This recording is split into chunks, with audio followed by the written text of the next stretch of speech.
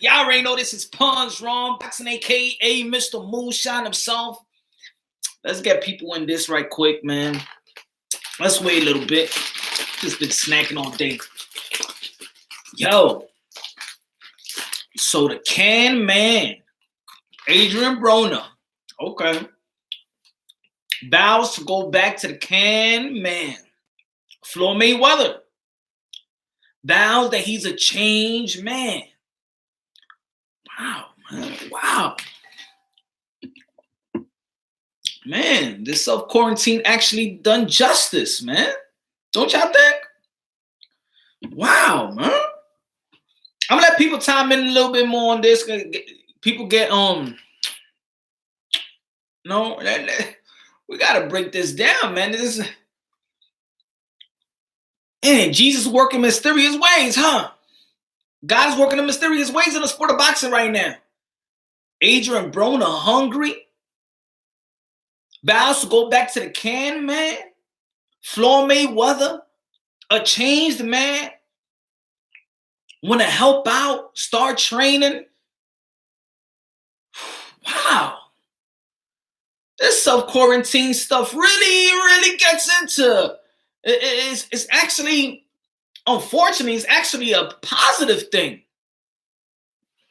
Damn. Am I wrong for saying that, y'all? Am I wrong for saying that? I mean, with the self-quarantine, it's either you go crazy or either you actually, start creating or start imagining or start planning a master plan for you to be a better person. So either you go down, either you go crazy, or either you just get smarter, or either you get stronger. Either you put a lot of things in perspective. It seems like Adrien Broner and Floyd Mayweather is putting things into perspective. Now, y'all know Floyd Mayweather been going through a lot. Y'all know he had the passing of his the mother of his children, Josie Harris. Also, y'all know the passing of his uncle, Roger Mayweather, and all this coronavirus that's just been a crisis to humanity. And again, like I said in my other videos, we're going to defeat coronavirus. But damn, you know what it reminds me of, this self-quarantine stuff. You know what it reminds me of? If anybody out there knows a person that's locked up, doing time, and they try to reflect and try to tell you how they're gonna be when they come out. They're gonna become a better person. So most of them change. I'm gonna do this. I'm gonna do that. I ain't gonna make the same mistakes that I did. They put everything into perspective, because it seems like the self-quarantine stuff is like got us on lockdown, just like a dude in a pen, right? And they try to better themselves. They try to plan. While they're in there, they're planning how their life is gonna be when they come out. What's good, boxing champ? And it seems like Adrien Broner and Floyd Mayweather probably is doing the same thing, just like a lot of people out there. I'm doing good, man. I'm just trying to get all these things into perspective right now. It looks like the self-quarantine stuff, a lot of people is changing for the good. Maybe we needed this self-quarantine thing. We have Adrien Broner, like I said in the beginning, returning into the CANMAN, out there training, running. He posted that he's doing 2 a day. Adrien Broner doing 2 a day. Training twice a day. We got Floyd Mayweather in the gym, training himself and training others, and want to give back, just like they have, just like people has given back to him. The humbleness have appeared. The CANMAN has returned. Damn, this self-quarantine stuff was needed. Don't you? This self-quarantine stuff is needed. Hopefully, Floyd become a trainer, will be unstoppable. Maybe, and it take a lot of sacrificing though. I think his son is too old to start boxing. He could train him, but I think his son is too old though. I'm not saying too old, but I think to become a boxer, I don't think so. I even think Floyd Mayweather wants that from his sons. It takes just as being a fighter takes a level of dedication, hard work and dedication. A trainer takes a lot of hard work and dedication. You know, trainers just don't train only one fighter. Trainer really got to be. They really got to sacrifice their life to do this. So I don't know. Hopefully Floyd Mayweather has probably, you know, put everything in perspective. I think he traveled the whole world, bought everything he really wanted to buy. Got the houses, got all the cars, got all the jewelry. Like, how much more can it get? He's 43 years old. And it seems like he's putting everything into perspective. He's seen the mother of his children pass away, unfortunately. He see Roger Mayweather passed away. Like, this life is, you know, it's not all about glitz and glamour. I know we all got to live the life. We got to live it to the fullest. But don't you think that Floyd Mayweather has lived that life to the fullest, to the point where, what else? What other city he's going to go? What other Punani he's going bang, bang, bang, bang, bang, bang, bang, bang. Huh? I don't know, man. We're going to land that shot at Crack Haney. I think I'm tired of talking about Devin Haney, right? I think I put enough energy talking about Devin Haney. I don't know, man. It looks like you got to worry about Fortuna. Fortuna or Luke Campbell or somebody. I don't know, man. Yeah, he's celebrating all by himself with the hand-me-down belt. I guess, you know, he's happy. But yo, you know what? I still believe in Adrien Broner, though. I still believe in Adrien Broner. I think, you know what? I think boxing needs Adrien Broner. I think it does need Adrien Broner.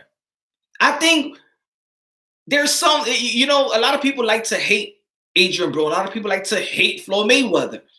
But every time they say something or in an interview, everybody is glued to them. I don't understand then why do people hate these guys so much? And you could see the power of Floyd Mayweather when he gives that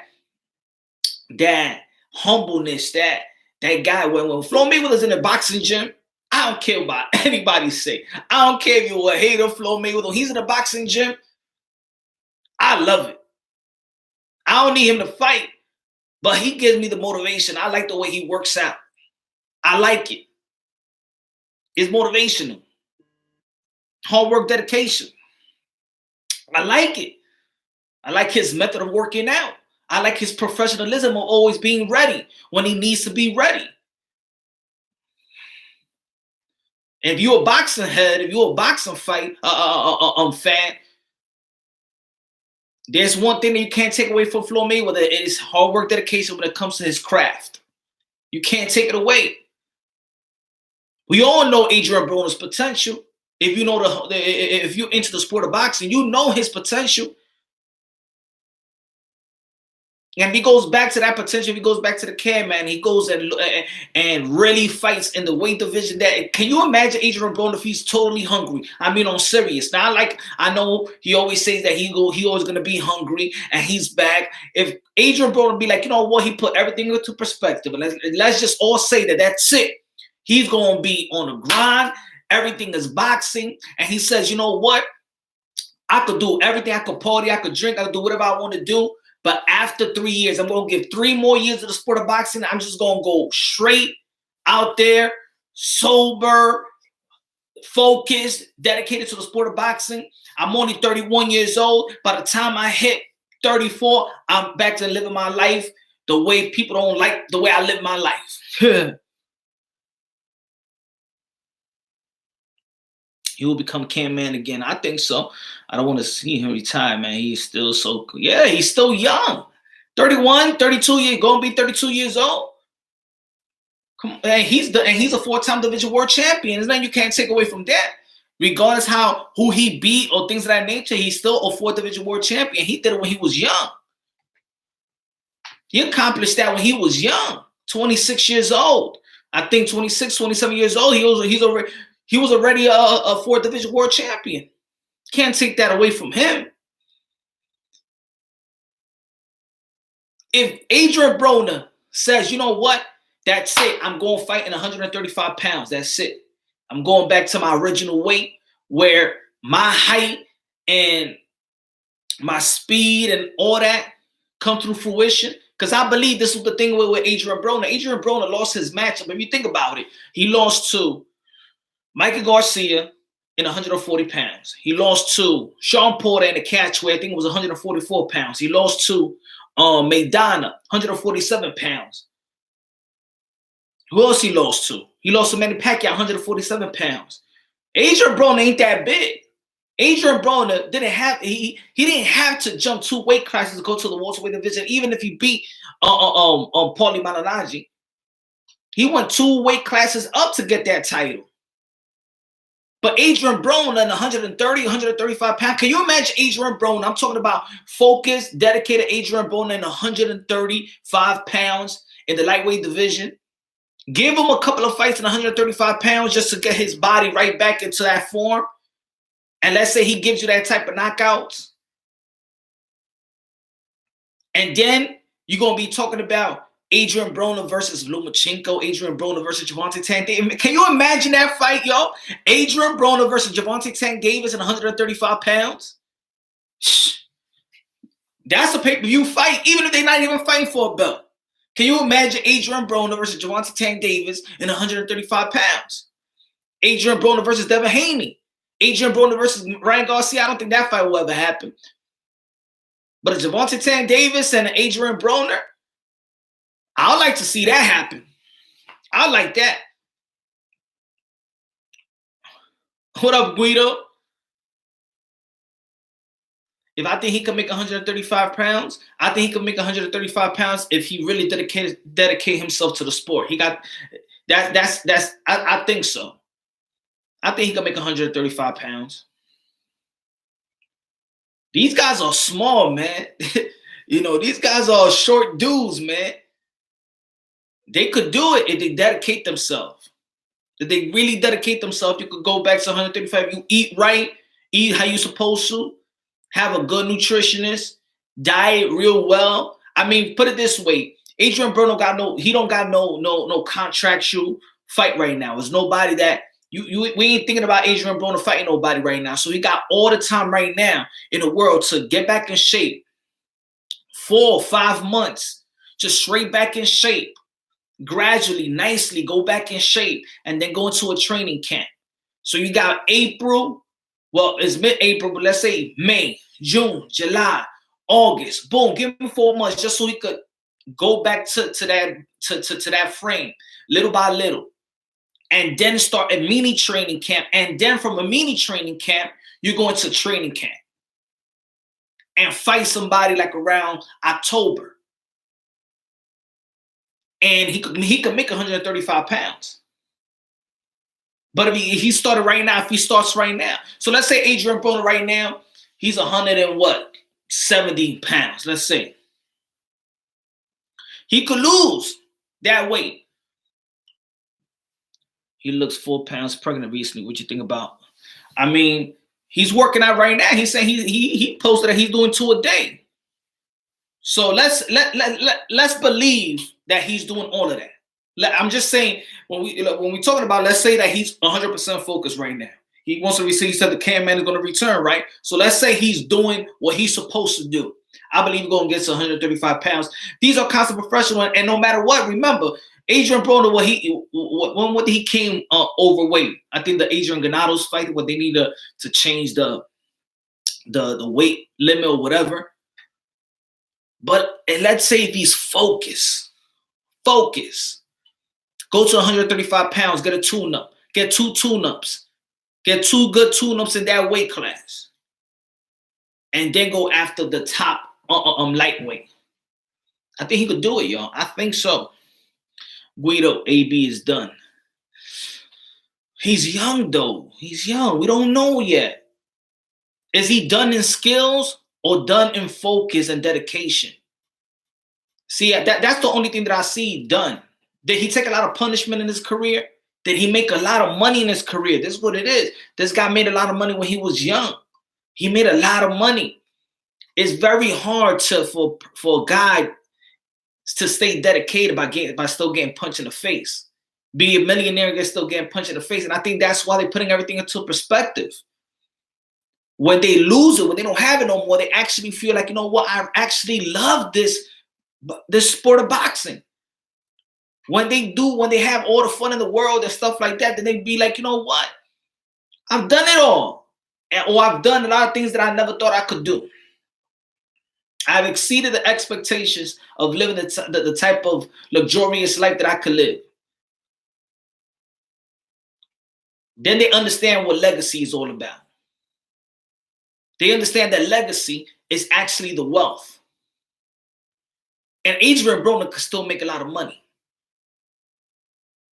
Adrien Broner, if y'all think he made good money then, he still can make a lot of money now. He can't leave a lot of those. He can't leave those checks on the table. All these guys can make a lot of money. The thing is, they made so much money, more than probably they could handle. And it's coming fast because Gervonta Tank Davis making millions already. He ain't had no legacy fight, so he already making millions already. And look, he got a little beer belly himself. I think Adrien Broner should fight at 154. Nah, he can't fight at 154. Boxing, he can't fight there. His power don't carry until the 147 pounds. So imagine 154. He's too short. Can you imagine him fighting Hurd? Ah, man. I'm telling you, Adrien Broner could go back to the 135 pounds where he's supposed to be at. The thing is, probably a lot of people got used to him fighting 147, 140. That's not that. That was too big. That was too much for him.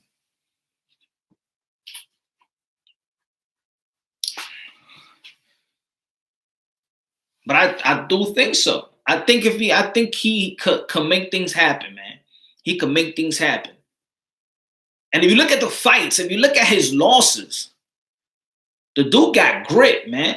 His loss versus Maidana, he got back up. His loss versus Mikey Garcia, he came back in the later rounds. His loss versus Sean Porter, he knocked down Sean Porter in the last round. So you see the durability of Adrien Broner. If Adrien Broner starts off the way he ends, a lot of those losses could have been wins. Maybe not the Maidana fight, but he could have beat Mikey Garcia if he would have started out the way he ended.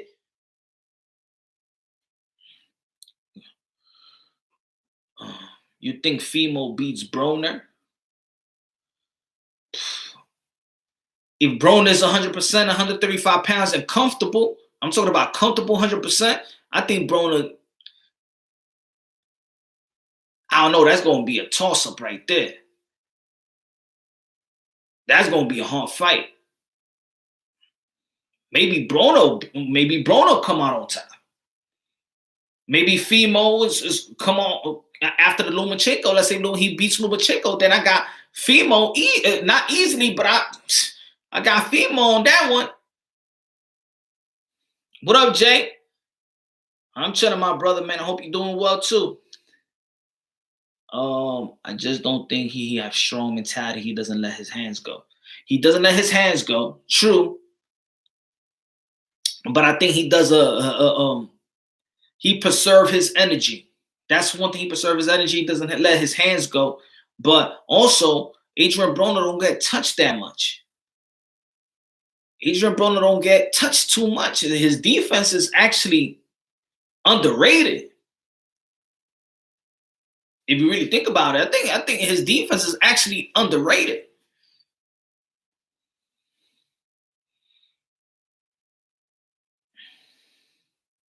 He partied too much. I mean, he's living life. You know, he's young and living you know, remember Adrien Broner, man, he's a crazy dude too. In and out of jail even before his boxing career flourished, you know. Maybe he's starting to, maybe he got his wake-up call. Maybe he's actually turning the corner. Maybe he got everything put into perspective right now. He's still young. He's in his prime right now. So I'm not even going to write him off. He's in his prime right now.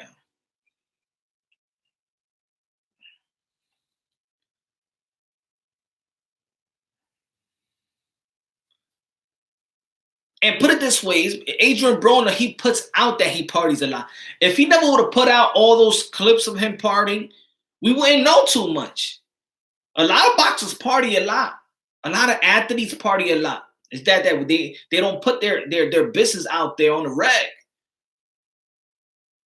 Don't get it twisted. These guys party a lot. All these athletes, they party all night, every night. They party all night, every night. One night, 3 o'clock, 4 o'clock in the morning, I was going to IHOP. I saw James Harden. James Harden was drunk. James Harden was toasted. And he had a game the next day versus 76ers. And guess where he was at? He was in New York City. Partying.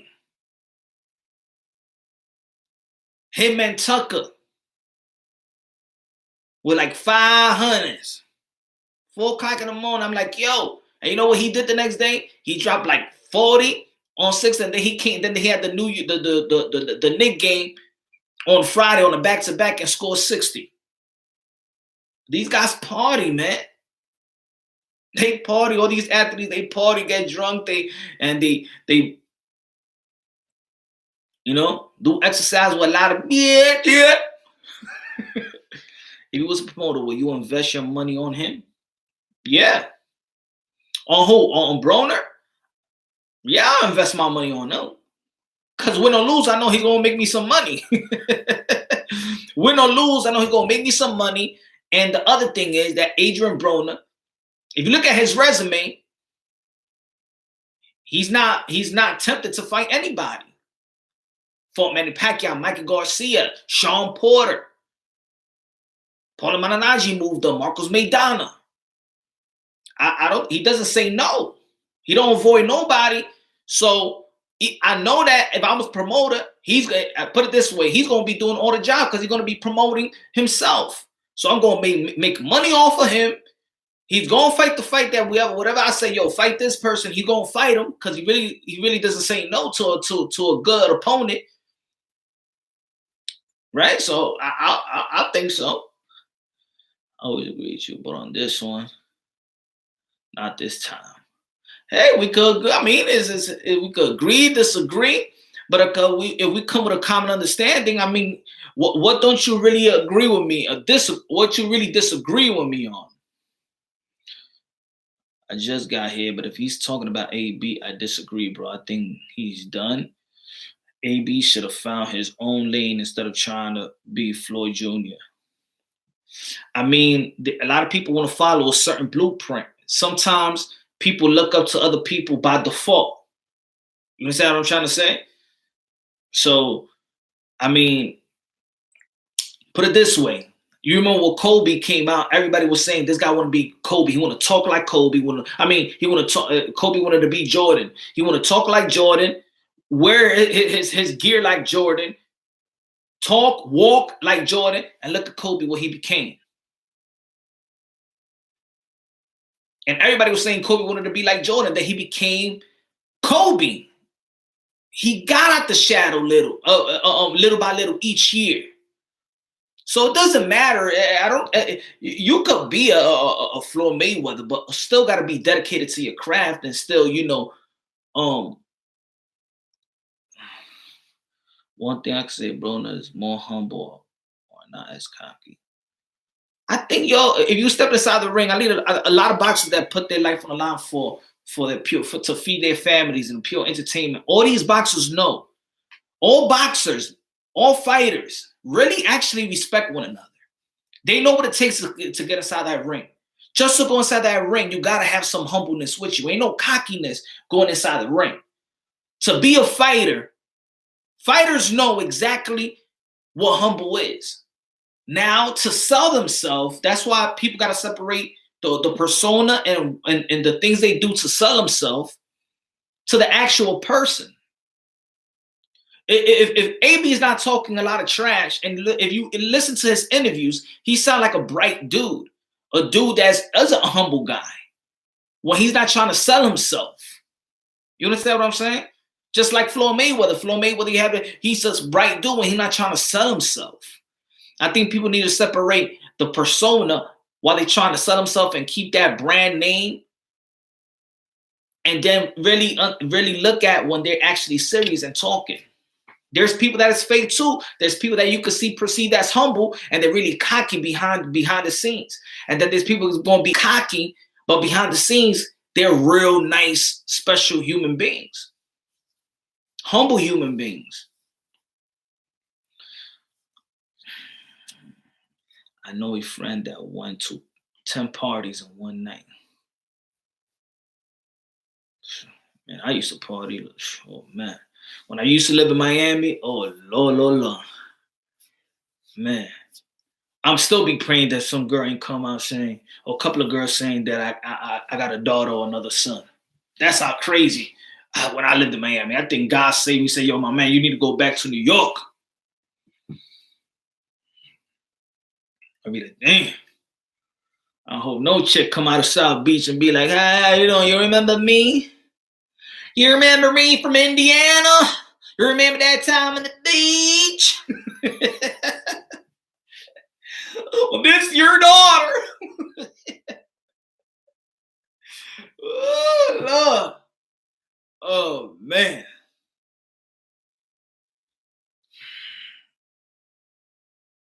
Exactly, Guido. Play basketball, baseball, soccer, but you can't play boxing. And the good thing about the Adrien Broner is that Adrien Broner is not trying to go out there when he's not even ready to. Because he can easily get another fight, but I don't think he should go out there not ready. Tell us a story, man. I can't tell you a story, man. I can't do that, man. Family members be looking at the live show too, I can't do that, Oh no. Gotta say that for another day. Boxing another day. Oh, I just wish AB would have used his fast as primary defense like Floyd instead of riding on the shoulder roll much, not to mention he didn't have head movement like that. It's true. I wish he would have used a lot of way more footwork. Way more footwork.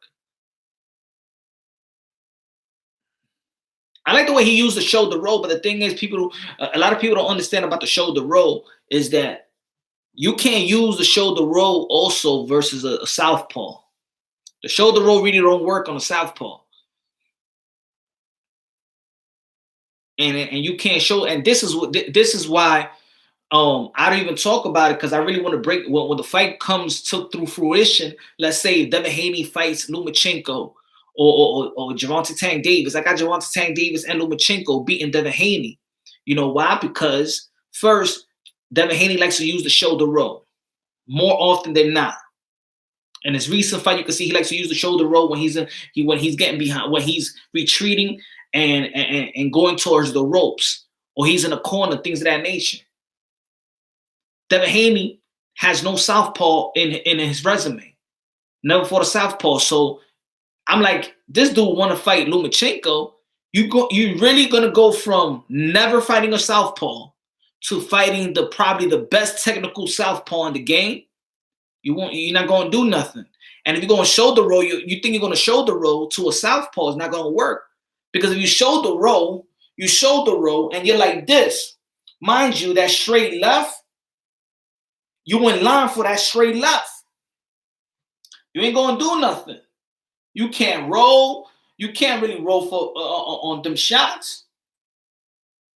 Now, if it was the other way around, if you're a southpaw, okay, you could block it. You could block the. You could catch it. You could catch the jab.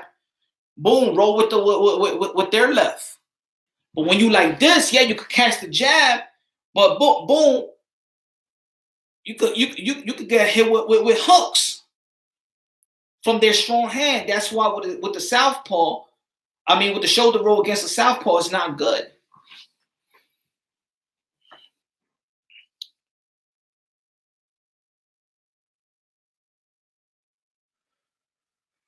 One thing I can say about I've been so asleep on Devin Haney. I might have children I don't know about. Party that night. I've been so asleep on Devin Haney. What you mean about that? Pray. I've been so asleep on Devin Haney. Meaning what? You've been sleeping on him, or what? What do you mean? Excuse my ebonics.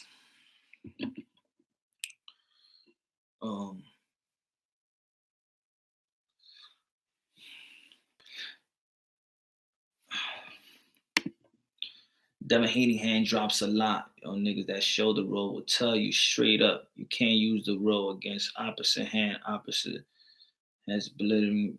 Exactly. Yeah, that's what I said, man. That shoulder roll don't work for everybody. It don't work for anybody. It ain't work if you look and think about it. You know who tried to use the shoulder roll, and I'm like, what the hell? This guy using the shoulder roll? He never showed the roll in his whole career.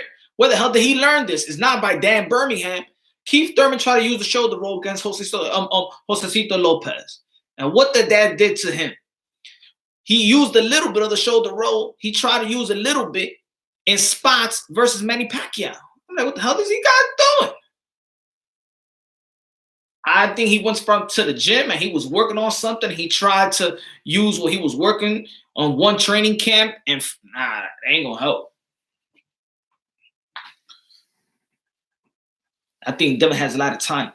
Oh, he got a lot of talent, man. He got all the talent. He got all the talent and all the tutelage. That's one thing about Devin Haney. Devin Haney is supposed to be where he at right now. His father did a wonderful job in setting him up with a lot of dudes with a lot of greatness around him. And maybe that's why Devin Haney feels like he's already a champion, because he's been with a lot of greatness for a long time. He's been around Floyd Mayweather. He's been around Judah. He's been around Roy Jones Jr. He's been around Tyson's the world. He's been around a lot of greatness in the sport of boxing in Las Vegas. So I think that's why maybe he doesn't have the pride to say, no, I'm not a champion. I want to earn it, because maybe he already felt he sparred with the likes of all these dudes, and he feel like, I am who I am. I'm a champion already. Maybe that's why he's not prideful.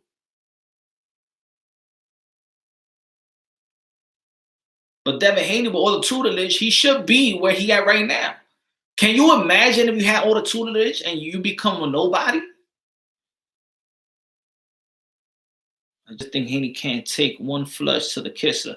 I don't know, man. I feel he crumbs just like Angel Tabiti, and that could happen too. That could happen as well. I like the way that Devin Haney can mix his punches. That's one thing. That's one thing I like about Devin Haney. What I like about Shakur Stevenson. Ryan Garcia, I like Ryan Garcia. I think he needs to develop more how to use the range, and I think he's getting a lot better. I think he's implemented way more power than Devin Haney and Shakur Stevenson. I'm talking about the young dudes. I think he should use his range more. I think he shouldn't throw everything in one speed. I think he got the fastest hands, but he throws all the shots real fast. And when you fighting somebody with timing, it's just a matter of time you're gonna get timed up. So I think he reminds me. He don't remind me of the style, but you remember, let's say Gary Russell Jr., where he just throws everything 100 miles per hour. And Lomachenko, it didn't affect him that much, because if you throw too many fastballs, you're gonna start hitting some hits. You're gonna start hitting some home runs. You got it in boxing. You got. It's like a great pitcher. You got to throw some changeups. You got to throw some sliders. You got to throw some curveball. You got to switch it up. You got to mix those punches up.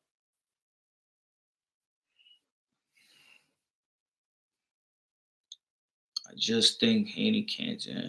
You said he have all the talent, not make it. Why I thought of Amir Khan real quick. What happened to son? I don't know. I think lack of defense. I think people has I think the understanding of what's fast and what's quick is the difference between fast and quick. It's a difference between, you really gotta I think people are immune to counter shots. I think people think when they throwing shots or fast enough, they feel like, they can't get caught in between those shots. And it's like it's like a lot of great boxers say, man, it's a thinking man's game. There's a lot of boxers out there that how many boxers nowadays you hear, oh, I don't watch film. Oh, you don't watch film. Okay. All the greats watch film. Even Floyd Mayweather said, I don't watch film. Yes, you do. It doesn't need, you don't have to watch the film, but your trainer watched the films. You don't got to watch film. Yeah, the trainer watches the film though. But I think a lot of dudes think that they so fast that they think that they can't get countered. I think that's what happened to Gary Russell Jr. when he fought Lomachenko. Be like, damn, I'm throwing everything fast, and this guy still, he catching me in between them shots.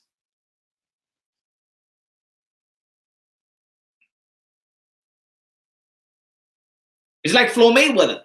Floyd Mayweather's fast, but he's quick. He's quicker than fast.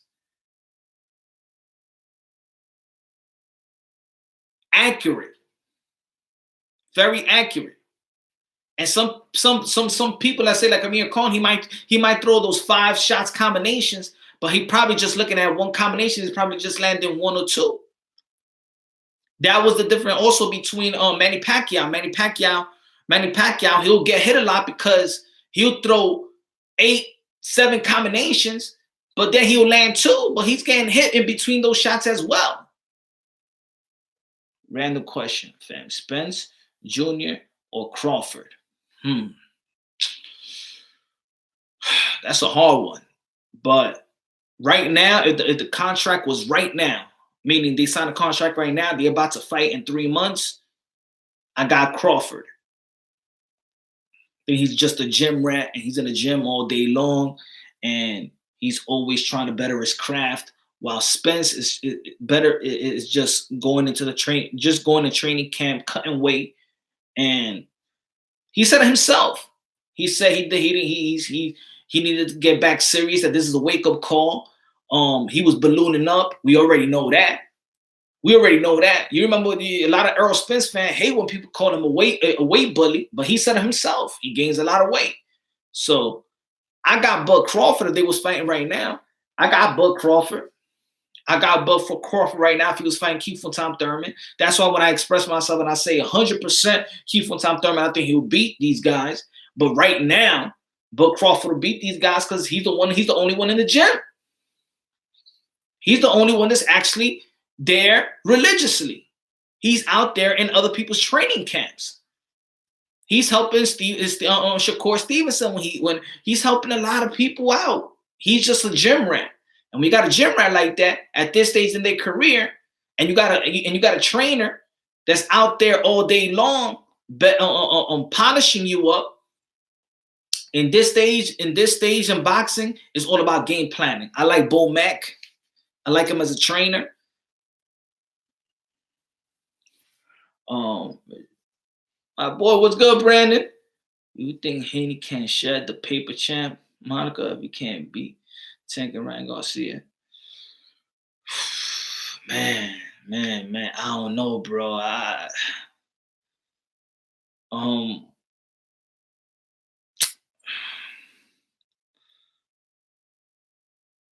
If he could beat Tank and Ryan Garcia and Loma, if he could beat Loma, then he's the champion.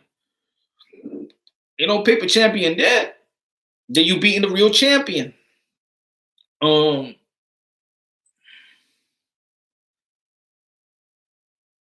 don't know. I'm actually, I don't know, man. Maybe I'm being too hard on Devin Haney, but I'm just disgusted with the whole glorifying a chip that you never won like that, and then begging for the title back. Why you even asking to reinstate me? Because what do you mean reinstate? Why you just fight for it? Fight for the vacant title and say, yeah, at least I won it. And enjoy the moment of winning your first world title. Can you think about it? It's like I said in my other live, when I went live yesterday, why would I think about it? You working your ass off all your life to achieve this moment. You see in every sport when they win their first title, the emotions, all that hard work, all that dedication for all years. When Michael Jordan won his first title, where you saw him crawling on the floor, hugging that trophy. When you saw Kevin Garnett, everything is possible. Everything is possible. The emotions, the hard work, the years of hard work. When you see that LeBron James, when he cried when he won his first title. When you see Floyd Mayweather, when he was just crying like crazy when he won his first title. They're like, yeah, you had to pick him up. You had to, it's like all that emotions come out. I wanted to, and Shakur Stevenson, when he won his first title. When Teofimo Lopez won his first title. When all these guys won their first title, the emotions poured out because it's a moment that you dream of, all the hard work, and you finally achieve it. I wanted to see that from Devin Haney, and you know why I really wanted to. I really wanted to see that from Devin Haney because we actually, if you're a hardcore boxing fan, we actually saw Devin Haney when he was young, little, training in the past with Roger Mayweather. We seen him grow. We seen him at the 11, 12, 13, 15 years old when he turned pro. We all remember he turned pro, then fighting in Mexico and stuff. We saw the journey of Devin Haney. So by the time we wanted to see, damn, he got his chance to become a world champion, and I wanted to, I don't know. And then you know what? Who am I to say what's the best moment or what's glory for you? You know, I understand that. If somebody come with me like, but let's say Devin Haney be like, yeah, but why it didn't mean nothing to me? Why it mean something to you? This is my life, blah, blah, blah, blah. I would just think that, damn. Like, think about all the champions of any sport. It's special to witness. It's special to actually go with that moment, And that's what I don't understand why he want to glorify that. I mean, I believe that it's inevitable that Devin Haney's going to win a title in his career. I think so. Win it the right way. So this is either but this is either on offense or defense. That's not a good thing. He ain't smooth transitioning. Being damn it. Mind, I agree with you 100%. I think offense is his defense. And one thing about Errol Spence, I think that he got grit. He stays within a game plan. He's fundamentally, he's very fundamental. He's straight up and down. You remember when Floyd Mayweather said about Triple G a long time ago that he's straight up and down on special effects? That's how I feel about Errol Spence. No lie, that's how I feel about Errol Spence. I'm not gonna say that he got no special effects, but I don't think he got that one-shot punching power like other boxers. But Errol Spence is a break you down fighter. Errol Spence sticks to the plan. He got grit. He's not gonna switch up. He's not gonna make an adjustment. He's just gonna keep on pushing, keep on pushing, keep on pushing. He's gonna keep on throwing, keep on throwing. If you got him hurt, if you get him with a good shot, he's the type that he's gonna not retreat. He's gonna keep on going, keep on going. That's one thing about Errol Spence. And Errol Spence, out of all these guys, is a high volume puncher as well. So you're probably not gonna win a decision versus Errol Spence. Let's say Keith Thurman and he throws like 400 to 500 punches a fight. He's not gonna beat Errol Spence in a decision because Errol Spence is gonna throw a lot of shots. His output is gonna be out there. What up, Glenn? Doing good, man. 2 questions. In your opinion, who was Mayweather's toughest fight and which was his most impressive performance? Of course, everybody gonna say the Gotti performance. I think the most impressive performance, all right, the toughest fight, I think maybe Luis Castillo was his toughest fight.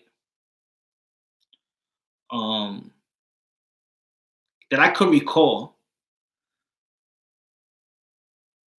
I think a lot of people don't give. If you could say the recent, if you could say the pretty boy Floyd, I think Luis Castillo for me was his toughest fight. I think Zab Judah, first half of the fight, was a tough fight for Floyd Mayweather as well. That was a tough fight, in my opinion, for Floyd. He came through in the end, but that was a tough fight. I think the Miguel Cotto is very underrated. That fight with Floyd Mayweather. I think Floyd Mayweather had he really had to come through in those later rounds and really had to punch his way to keep Miguel Cotto at bay at one point. I think the scorecard in that fight was horrible. I think Miguel Cotto won at least 4 rounds, 5 rounds. But there's one judge that didn't give him 1 round. That was crazy. The most impressive one, I think, was Gotti. I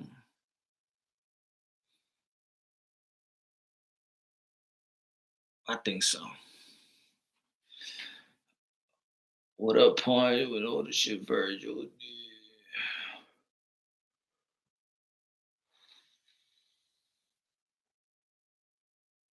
The Juco performance. It was a good performance.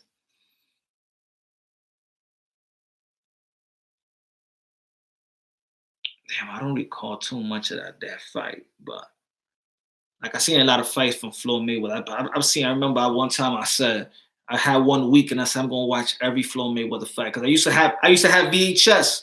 I used to record his fights back in the days. Because a lot of time on HBO, every time Roy Jones Jr. fight, Floyd Mayweather fought the same, sometimes the same time. But yeah, Pretty Boy Floyd was special, man. I feel like I forgot to read this one. I'll fold up 100 in order to ship Virgil fight the current top 10 of the welterweight division in order to move up in the food chain. I think this was going to happen. That's really going to open up the floodgates in the welterweight division, meaning these young guys are going to get that opportunity. If Manny Pacquiao does retire, then the WBA will be at stake, and that opens the door for the Virgil Ortiz of the world. If you really think about the rankings in the WBA, really think about the rankings in the WBA, they're going to see it will open it up if Manny Pacquiao, let's say, retires. If he retires, that WBA ranking is going to be a problem. What up, Cutthroat?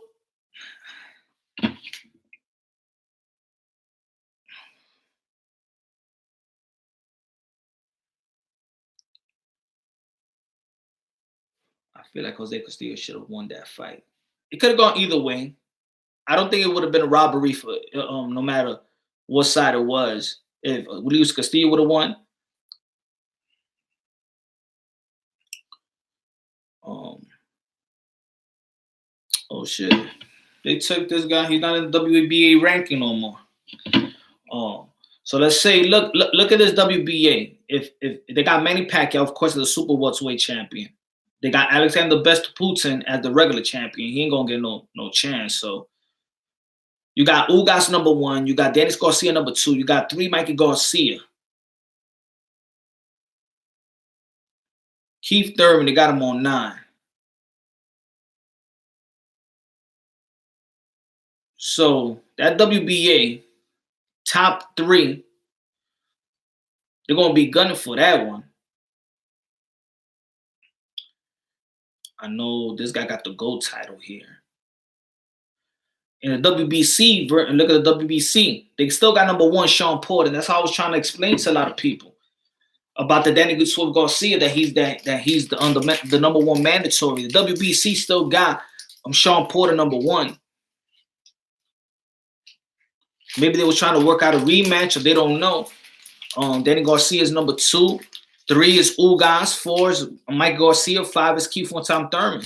And I think if Keith Tom Thurman actually talks to the WBC and tells them, yo, remember when you promised me? You said if I vacate the title, that whenever I want to fight for the WBA, WBC, I get first dibs.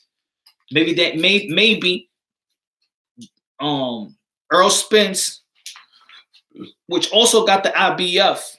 He needs to fight his IBF mandatory that's been there ever since last March.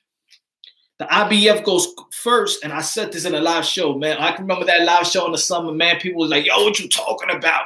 You hating. You just don't want Errol Spence to be fighting the top guys. And I said, because I did a live show in the summer, and I said, yo, Errol Spence's next fight is not going to be Bud Crawford.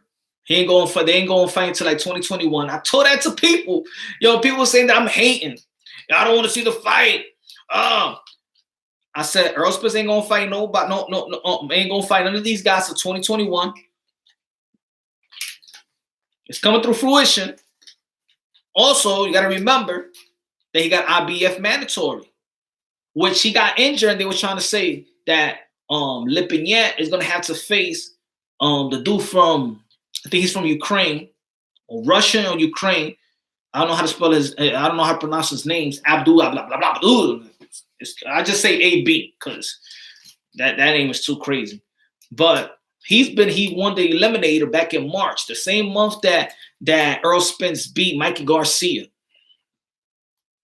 So he's been a mandatory, still waiting. So a lot of people feel like Errol Spence is just gonna jump and fight Daniel Garcia. WBC mandatory is not gonna happen unless if WBC and the IBF gets into business and actually be like, okay, we'll let Errol Spence get a voluntary defense and you could go first, just like they did with Anthony Joshua. Remember, the WBO and the IBF had to come with a decision, and the WBO said, okay, you get first dibs. IBF, I'll let you get Pulev. But then if you get this fight, then Anthony Joshua has immediate mandatory from the WBO, which is going to be the winner of Chisora and Usyk. It's crazy. People really got to pay attention to the sport of boxing on a daily basis because things switches up like crazy. Bruce Ennis is coming too. Him and Virgil Ortiz for WBA will be epic. It is going to be epic. I'm going to say it like that. It's going to be epic. That's going to be a future pay-per-view fight. Do you think Felix Weather will ever make a comeback? I don't know. You know? I don't know, man. Boxing is crazy, man. And then it's like people get the fans abandon the boxers. You remember 2 years ago, 3 years ago, that everybody was talking about in the pound for pound. Chocolatito was the man. Chocolatito. He lost one. That's it. Everybody forgot about him. Now he won again. Now he's a super WBA champion. Now he's back. It's like, and people just forget that. That's why, man, people got to give credit to these boxers, man. They got to hold them. One loss shouldn't deteriorate their career or their status. Bro, I don't see Spence staying at 147 for too long. I don't think so either. I believe, to be honest, I don't understand these guys, though, for real, because, okay, I understand Errol Spence for now because he's unified welterweight champion of the world. But all these fights could still happen. Because all these fights could still happen at 147 pounds and 154 pounds. If they all move to 154 pounds, they all could fight each other. They don't need to stay in 147 pounds. Do they all really care about the belt? I don't know, but I really do think they care about the money more. These are PBC guys. They really don't care about legacy. So why not feel comfortable in fighting 154? I don't know. I think they should all move up. Look, what did Danny Garcia say after the fight versus Red Hawk? He said, the weight. I put on too much weight. Errol Spence, I put on too much weight. Keith One-Time Thurman, I got put up too much weight. All these guys already put in too much weight. They get too much money. They're not gonna stay. And especially, and like I said, especially Earl. Look at Sean Porter. They had to cut his hair because he ain't come great in the way in his fight prior to Errol Spence. All these guys are having weight problems right now. Go to 154. Stop stressing yourself, y'all. You know what they want? They like that 8-ounce gloves. That's what it is. They like that 8-ounce gloves. They know when they move up, they got that 10-ounce gloves. That's why. That's the reason why these guys don't want to move up. They like them 8-ounce gloves.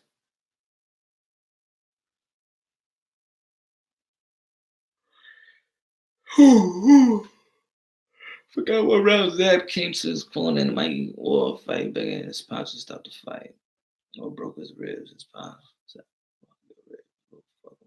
Oh, yeah, I remember that. I didn't even see the interview, but I remember that. I remember Zab talking about that. Glenn, I know, bro, he wasn't been the same after the accident. I met Felix, bro. Such a humble. Do you think Spencer at 154 is a champ material? I think Spencer's at 154 he's a champ material. I think he'll be he'll actually feel more comfortable. I said a long time ago that Errol Spence will beat anybody in 154 pounds. I even think he'll have more. I think he'll beat almost everybody in 154 pounds. I think it will be easier for him in 154 pounds than in 147 pounds, in my opinion.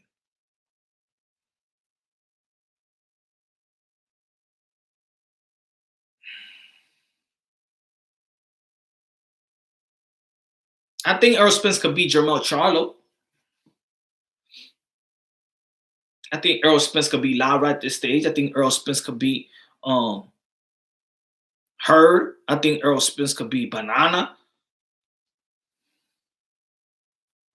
I think Errol Spence could beat J Rock. So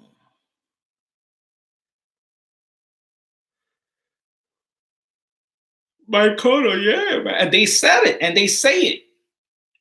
Errol Spence said it.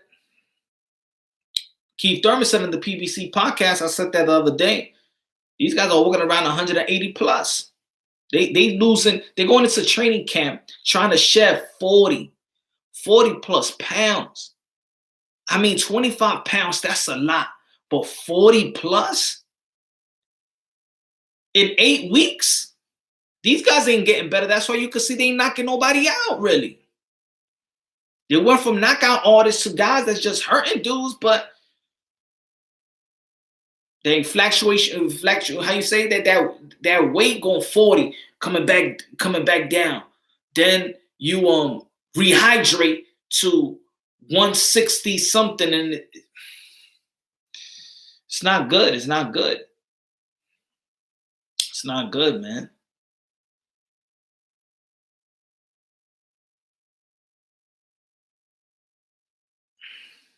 Machado, the guy that got his barbecued, that barbecued his rib. That got his ribs barbecued, you mean? Spencer and Charlo would be nice. Yeah, it would be nice. Fluctuation, yeah, Glenn. That's the word I'm looking for. Thank you, teacher.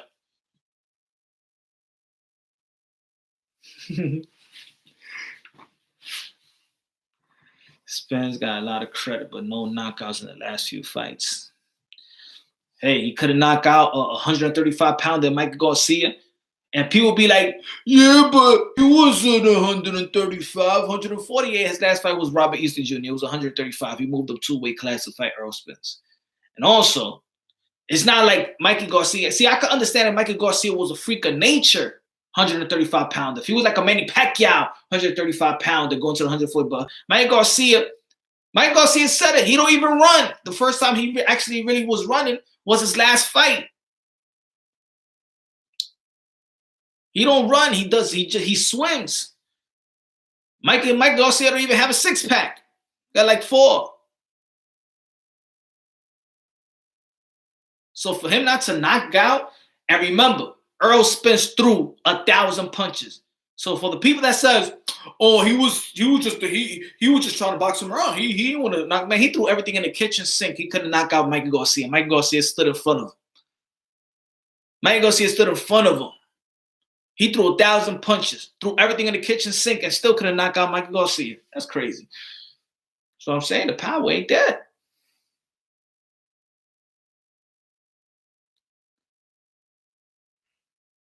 Miguel Cotto versus Errol Spence at 147. Who wins?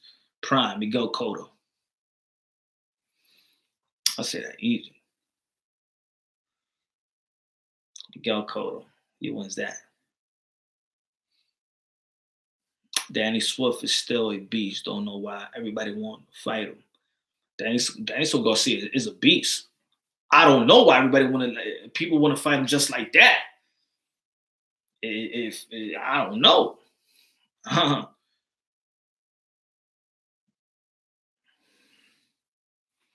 It's something going on. I think these fighters are really just talking as Al Heyman's mouthpiece. I think Al Heyman is saying, you guys, Danny Garcia might be our next fight. And he put Danny Garcia on the table. So he's probably telling, if you want a big fight, Earl Spence, I need you to give me a pay-per-view fight with Danny Garcia, because I promised him a pay-per-view fight way before I promised you a pay-per-view fight. And he's been bringing in numbers for me. So I need to get him a pay-per-view fight. I think that's what Al Heyman is doing for Danny Swift Garcia.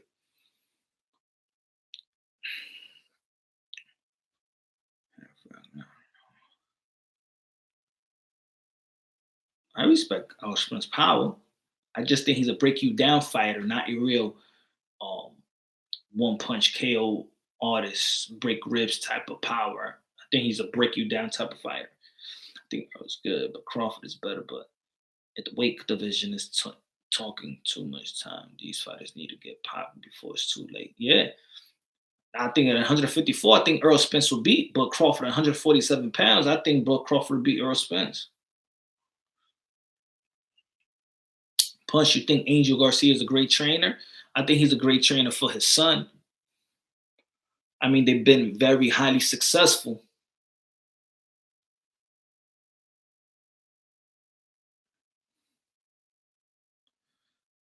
I think they've been very highly successful, and at this stage, where I think is Danny Garcia 33 years old? Going to be 33 years old or 32 years old?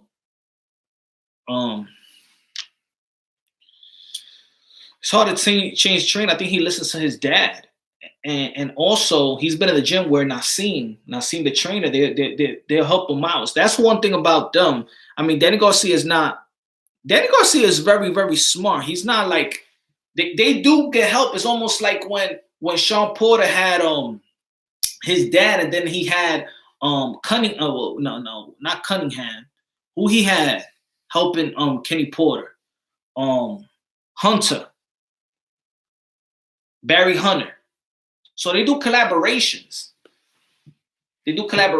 I think those are smart fathers. You know, I feel like, let's say Kenny Porter is a great motivator to his son. I think that Angel Garcia is a great motivator. He needs to be in the corner of Danny Garcia. At this point, I believe that these fighters know what to do. It's all about game planning now. It's not about really skills. It's not really putting too much into the toolbox. There's certain things that you could teach them, but it doesn't work for them. It's almost like you could teach some people the shoulder roll, but it doesn't work for their style. You know, so you got to train everybody you got to cater to their style and cater to them, what they could do and what they could handle. So I think Angel Garcia is real important in Danny Garcia's corner. Maybe he's the only one that can really motivate him. And it's almost like Floyd Mayweather. I think at a long time ago, Floyd Mayweather knows what to do in the ring. He don't really need instructions from Roger. Even when Roger was training Floyd, you could see in his style that he was still fighting like his father taught him. Because Roger Mayweather was a different fighter than Floyd Sr. But you could see that Floyd Mayweather Jr. was fighting like his father. So even with Roger in his corner, he still went by all the teaching of his own father. I think that, you know what I'm saying, when you don't got yet, I mean, I think these fall like Angel Garcia is not a yes man. He will listen to Danny Garcia will listen to his father. Floyd Mayweather will listen to Roger. Floyd Mayweather will listen to his father. If let's say Floyd Mayweather will change trainers and have Freddie Roach, maybe he won't listen to Freddie Roach. You know what I'm saying? So My fault, y'all. I'm telling everybody wants Danny because Thurman exposed him. He ain't all that. I think Danny Garcia is a top welterweight. I think styles make fights.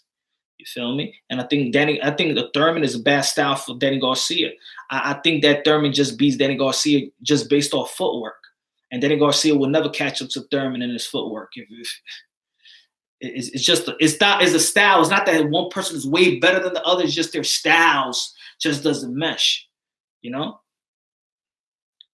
Now, if Thurman was flat-footed and go toe-to-toe with Danny Garcia, then it's a whole different ball game.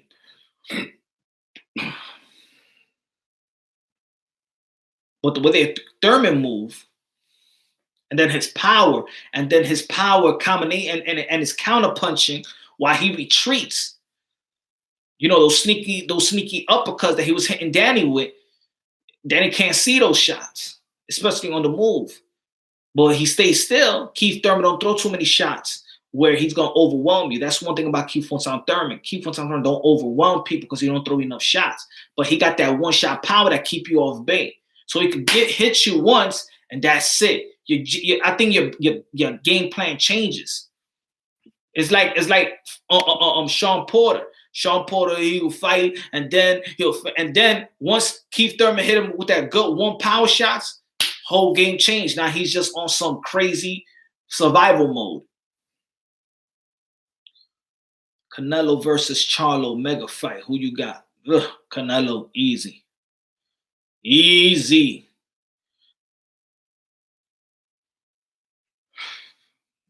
I don't see nobody being Canelo. I don't see nobody being Canelo in 160 pounds. The only person that I feel like I would give Canelo a tough match is Bobo Andre, and that's just because of matchup. Just because he's 6'1", southpaw. When's the last time this guy faced southpaw? He know how to switch up. He's dedicated to the jab. He jabs to the body. He throws unorthodox shots, hooks. He gives you different type of looks on the defense end. He feints so much. I think Canelo will have the most trouble versus Bobo Andre than any other fighter right now, just because of Bobo Andre's style. Now, a lot of people be like, but he don't got no power. It doesn't matter. It's about matchup.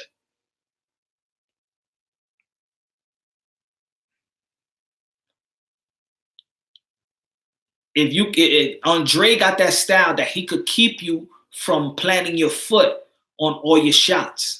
That's the difference between, Triple G just going to come right at you. You don't got that great footwork and stuff like that. Dimitri Andre will give you a dial of different looks where you're not going to be on your flat. You're not going to be flat-footed and throw those shots because he's always moving. He could hit you on the outside. He could bang he could bang with you.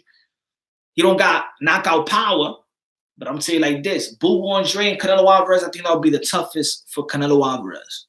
I'm not saying that he'll lose, but that would be his toughest, in my opinion. I haven't seen him too much. Can't call that one. Roberto Duran versus Julio Cesar Chavez. Julio Cesar Chavez. I got Julio Cesar Chavez winning, beating Roberto Duran.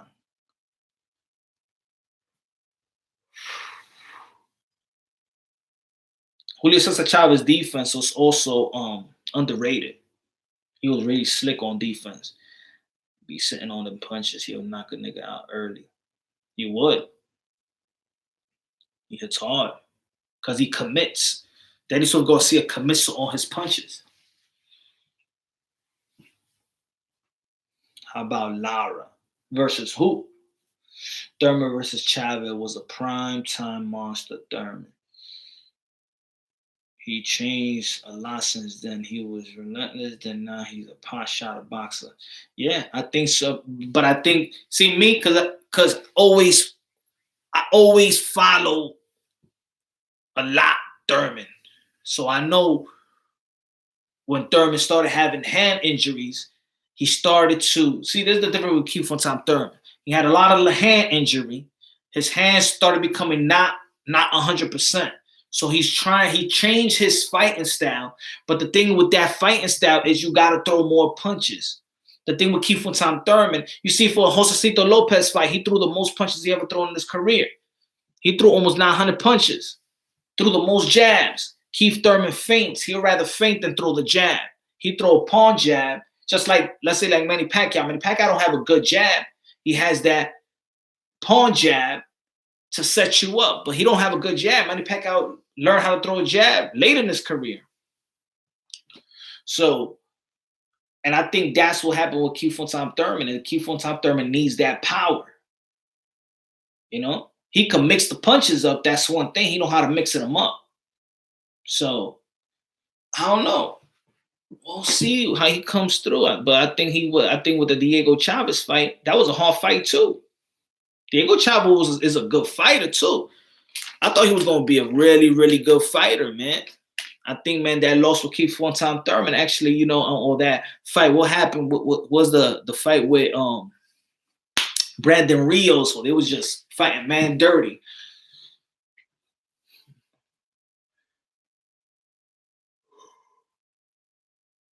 Adrien should be doing more. Yeah, he should be doing more, but also he's calling everybody out, man. That's one thing. He stepped up to the Charlo. He stepped up to Triple G, got in the ring. Nobody want to fight him. I mean, what more can you do? Yo, it's time to turn to question J-Rock's chin. Charlo knocked him down with a jab and then knocked him out. Banana touched him. Some people just don't got that great of a chin. Like J-Rock got a lot of skills. But, you know, I don't write off J-Rock either. He can outbox anybody in 154 too.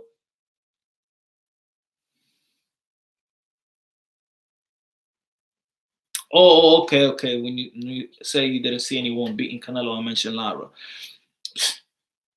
Canelo versus Lara. Now, what would happen?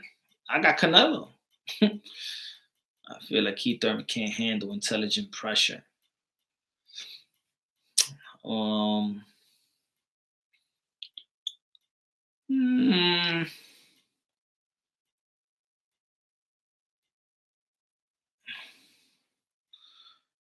DeBron, that's fair. I like Thurman, but after that fight with Pacquiao, it's hard not to view him as a B-level fighter. I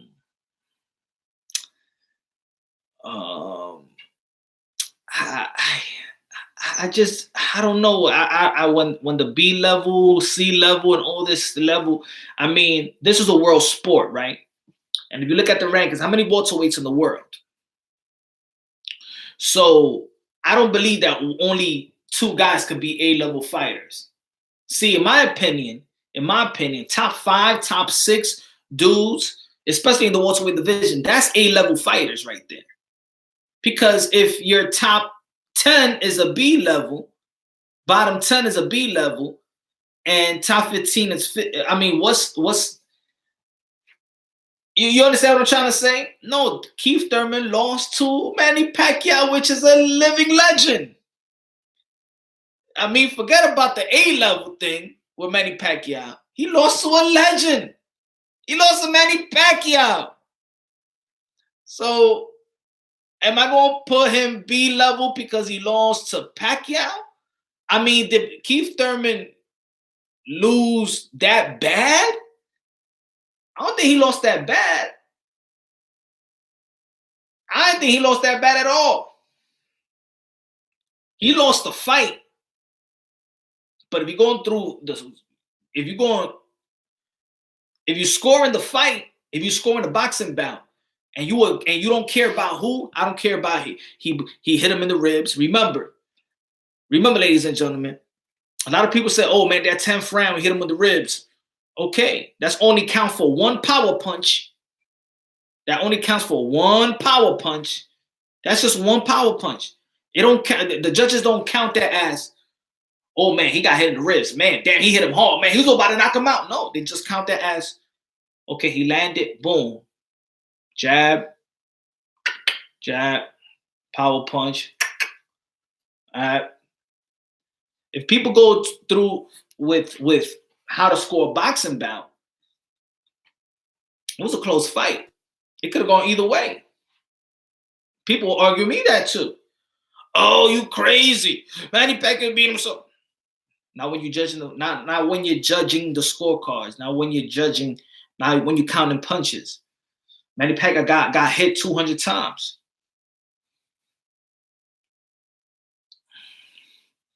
And I think 100% Keith Thurman, which barely threw a left hook because he got left hand problems, it will be a different fight. I say right now, I don't think Manny Pacquiao beats Keith Thurman in a rematch. Not 100% Keith Thurman. I don't think so. I mean, that's arguably. I just don't think so. I would still predict that Keith Thurman in a rematch with Manny Pacquiao will be Manny Pacquiao.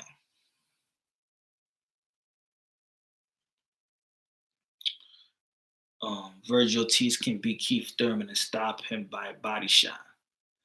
I mean, well, who's the last person to stop Keith Thurman with a body shot? I mean, I think that's easy for people. They seen Keith Thurman hurt with a body shot, but have we seen Keith Thurman go down for a body shot? Have we seen Keith Thurman being stopped before? I don't think so.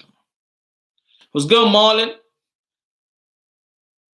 Hey, the email champ. You already know who's the email champ. Devin Haney, the email champ, celebrating all by himself with salsa water and champagne. I don't think crazy for that thought, Guido. That's why I asked earlier about the order of the opponent. He should face some moves in the division.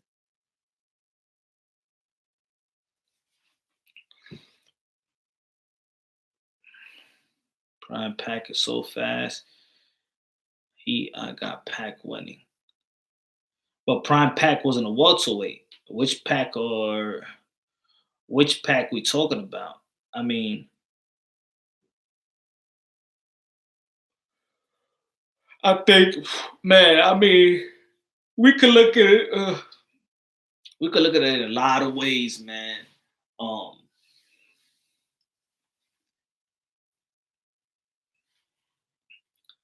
I see a position. I just look at the fight and the entirely the face off, the weigh-in, or Manny Pacquiao played chess and broke them mentally. I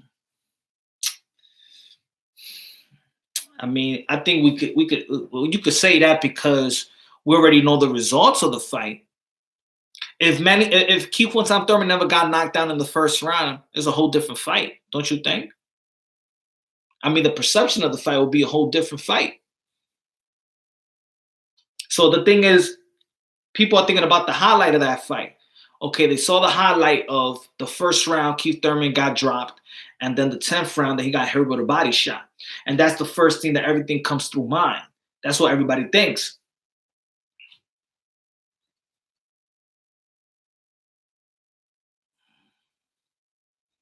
Even Freddie Rose said he feels like Manny Pacquiao took a lot of shots.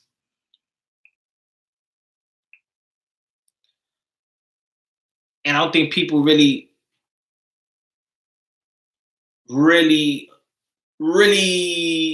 look punch for punch and look at everything. I think that first, Manny Pacquiao's the legend.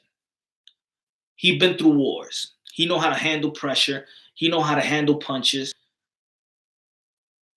And I think it was probably Keith Thurman. This is his first time in a big event where all the celebrities out there looking on.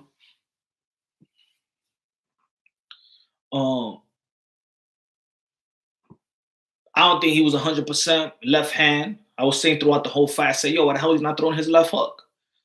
What's happening? He wasn't throwing the left hook. So I think it was a great fight overall. It was a great fight. I don't believe that nobody was upset about the fight. But I don't know. I don't know what to say. I think they was all professional. They was gamers in that fight. Manny Pacquiao came out being the better man. That's simple. I mean, oh brother, because Virgil will put no pressure on him and go for the kill. He went hurt his opponent. I think if that's what I mean. Like, are we? Because when I assess fighters, I want to assess them as if they all 100%. So 100% Keith Thurman versus Virgil Ortiz. I mean, Keith Thurman could cook his body as well. Remember, Keith Thurman used to break ribs. So he could cook him. If we're thinking about Keith Thurman, the guy that, if we're thinking about Keith Thurman, the first round of the Manny Pacquiao, Keith Thurman, the 10th round of Manny Pacquiao, or you could see it two different ways. A guy that gets hurt and lays down and quits like Amir Khan, or a guy that gets hurt, stays up, comes back and win the next round, the 11th round, or you want to look at it from that point of view. You know, we could look at it in a lot of point of views. When we look at a fighter. Good morning, Joshua. What's good, man? You know why everybody wants Daniel Garcia? Because they know that's a W for them. No disrespect to Dan, he's good, but not a top 4 tune-up fight for the real guys. Nah. I disagree with you on that last sentence, Marlon. He ain't no tune-up fight, man. He's not a tune-up fight. He's just a good top-level elite fight. There ain't no tune-up fight, man. The tune-up fight is when you're fighting maybe Adrien Granados, man. Danny Garcia is not a tune-up fight. And if they go out there thinking that Daniel Garcia is a tune-up fight, they're going to get knocked out. Put it that way. Danny Garcia is a world-class fighter, man. He ain't no tune-up fight for nobody.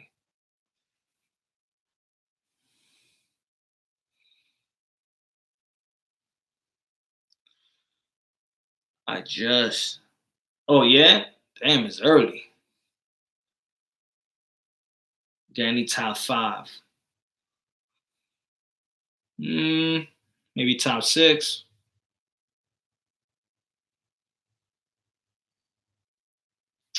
You got Manny Pacquiao, you got Earl Spence, you got Bud Crawford, you got Keith Thurman, you got Sean Porter, you got Daniel Garcia, you got Ugas. For me, then you got Virgil Ortiz, you got Bruce Ennis. That's my top 8.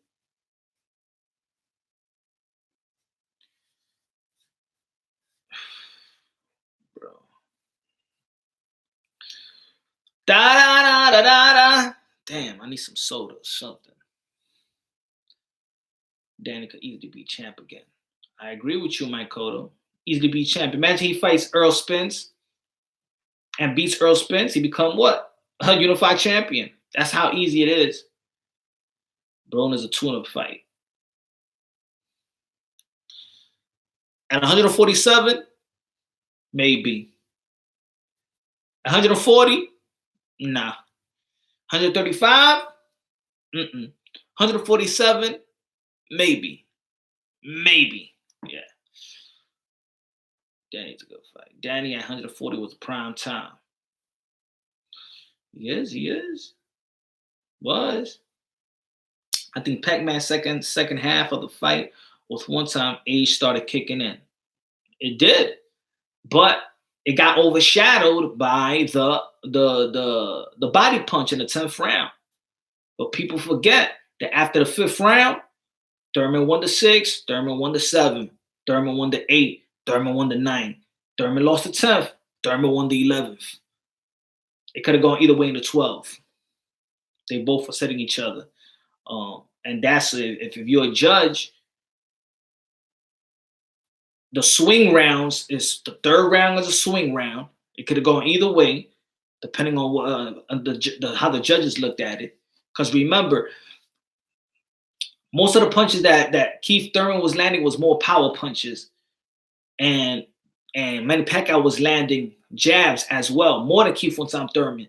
But yet, like I always say, when I'm scoring the score, when I'm doing the scoring, and if y'all follow me doing live, y'all already know I go punch by punch.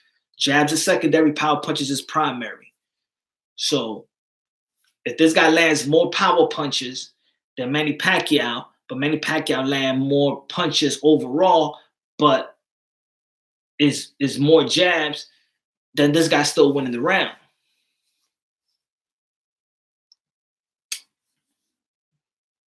But that fight happened. That's it. Anyway, he ain't making 140, 135 anymore. I know, but we'll see. Jose Ramirez versus Josh Taylor. Who you got? Jose Ramirez. I got Jose Ramirez on that one, y'all. I got Jose Ramirez. Who y'all got? Regis Prograis or Hooker? Could talk about that one too. Crawford, Spence, Pacquiao, Porter, Garcia. Crawford, Spence, Pacquiao, Porter, Garcia. That's your number one, Crawford. Number two, Spence, Broner, or that, or you're just saying that's your top five.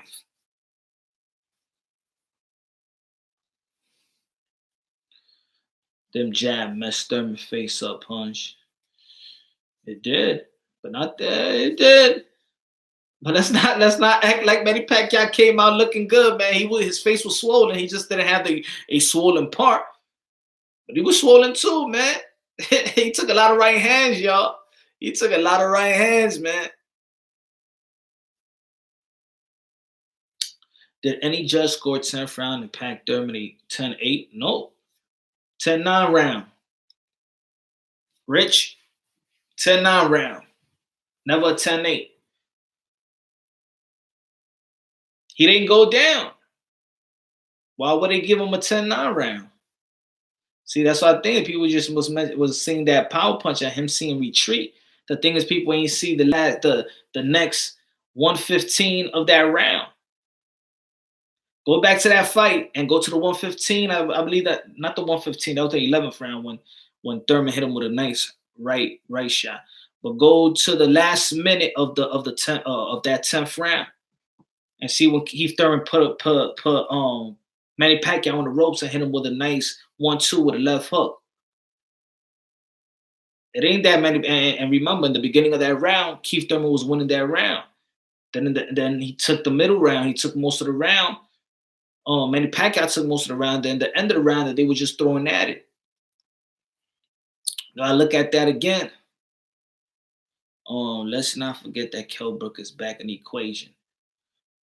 Yeah, we gotta see what we're gonna do with a quality opponent, though.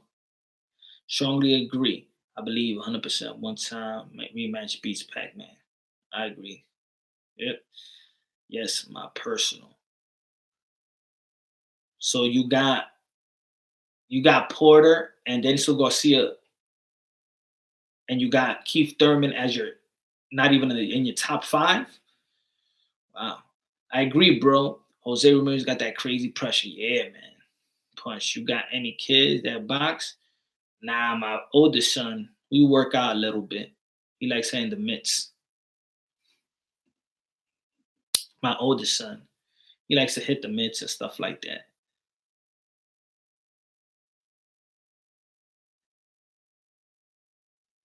You think Prograis could get a strap at 147 if he were to move up?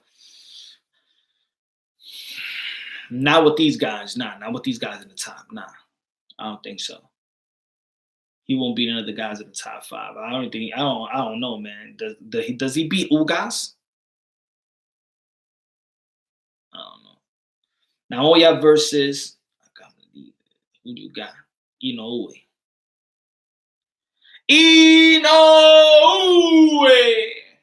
I'm rocking with Inoue all the way. Kell Brook was messed up when he got hit in his eye socket. Yeah, with Triple G. That's what he messed up. And then remember, Kell Brook after that had surgery, walking around 190 pounds, and then had to force himself. Didn't want to lose the belt. His whole team saying you can't make 147. It was hard for him to make 147 before. Go 2 weight classes up, comes back down, then has to fight Earl Spence. Nobody in the history of boxing has come 2 weight class down and won a boxing bout, except for Roy Jones Jr. That's it. When he came back down to fight Tarver, and look what happened to his career. Can't lose. You can't come 2 weight classes back down. And yet, right after that one fight, come back down and win. Now you could do it gradually and come back down, but not going up 2 weight classes down, come back 2 and win. That's too much. All guys like Tim Bragg look like Tarzan, punch power like Jane. Yeah. I think Ugas beat Porter though. I think Ugas beat Porter though. I think Ugas is like a yes man to Al Heyman. He don't like to badmouth nobody or nothing like that. But in my opinion, Ugas should have been furious. He didn't even get the knockdown call. He knocked down Porter.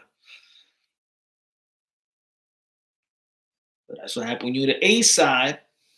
Just like that dude, just like the Mean Machine knocked down Bud Crawford, and they didn't count that. Just like Judah knocked down Floyd Mayweather, they ain't count that.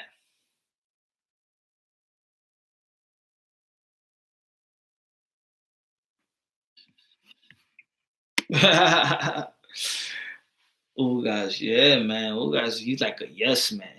He's just happy to be like, getting them type of fights. I saw that when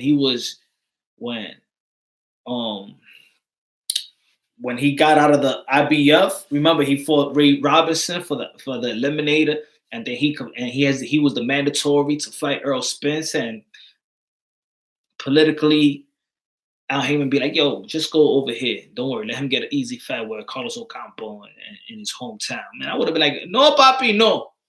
Al Heyman, no, okay. I want to fight him right now. I work my ass off, okay? No, no, no, no, no, no, no, no, no. I be too eliminated to be right now to fight Errol Spence. I want that fight right now. And everybody said that he the man. No, I want to fight him. Him, I want to fight. This guy. You just let Al Heyman just move him around. Same thing he did with Lamar Peterson. Devin Benavidez, Keenan Plant. Woo! Man, it's a fight. I would like to see David Benavidez versus Canelo Alvarez in Mexico. In Mexico. David Benavidez versus Canelo Alvarez, 168 pounds for the strap. But David Benavidez versus Keenan Plant, I think Keenan Plant will outbox David Benavidez, though. But he ain't going to stop him. He'll outbox him in points. Keenan Plant is a constant professional, also staying in weight. Never got a gut, never like that.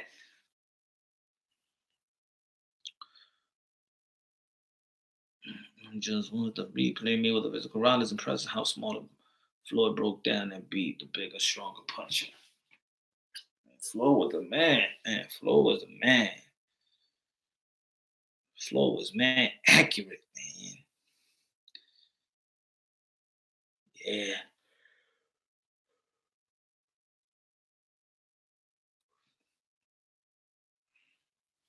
You know something about Floyd Mayweather too, man? Nobody never bullied Floyd Mayweather. Nobody never bullied him. Not Canelo. Cotto tried to do it in the corner. Oscar De La Hoya tried to do it. I think Oscar De La Hoya. I think that fight for me was a draw. To be honest, Oscar De La Hoya versus Floyd Mayweather. I think for me that was a draw. And Oscar De La Hoya was not even in his prime. I think a prime Oscar De La Hoya beats Floyd Mayweather. I really think that's the only fighter I've seen that maybe in his prime can I just beat him by a lot. But I think it could be wide. It could be an 8-4 for me, in my opinion. A prime Oscar De La Hoya. If Oscar De La Hoya had on Floyd Mayweather Sr., if Oscar De La Hoya had Floyd Mayweather Sr. On that fight when he fought Floyd Mayweather Jr., you think that Oscar De La Hoya would have beat Floyd Mayweather Jr. that night? I oppose that question.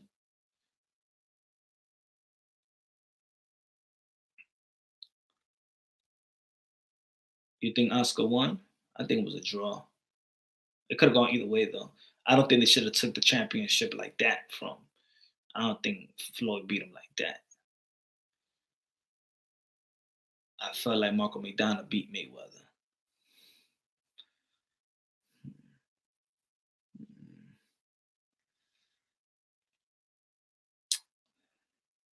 I don't know. Threw a lot of punches. It's true. That's what I'm saying.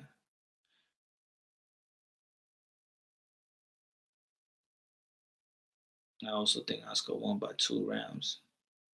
I seen that match too recently, but I said it from the beginning. I even think Oscar de la Hoya beat Tito Trinidad. I don't care what people say that he ran and stayed away in the last round. It's not like if you look at that fight again, it's not like Oscar de la Hoya was just running and never threw no punches. He was just sticking and moving. He was just moving a lot, but he was still sticking and move. Stick and move, stick and move.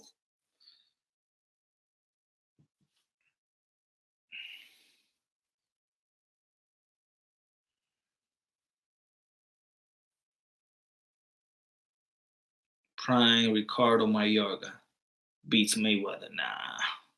He was too wild. He's still too wild. I mean, Mayorga beat Foster, right? And that, I think that's why people may say, but nah, Mayweather beats Mayorga.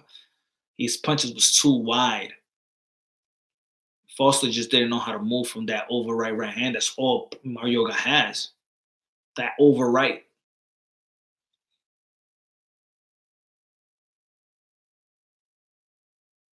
Wasn't throwing enough punches even early, man. He was throwing good punches, Rich. He was hitting him with a lot of jabs. He just stopped throwing the jab after the 9th round. After the 9th round, he abandoned the jab. If he would have stuck to the jab throughout the whole 12 rounds, with a whole different story.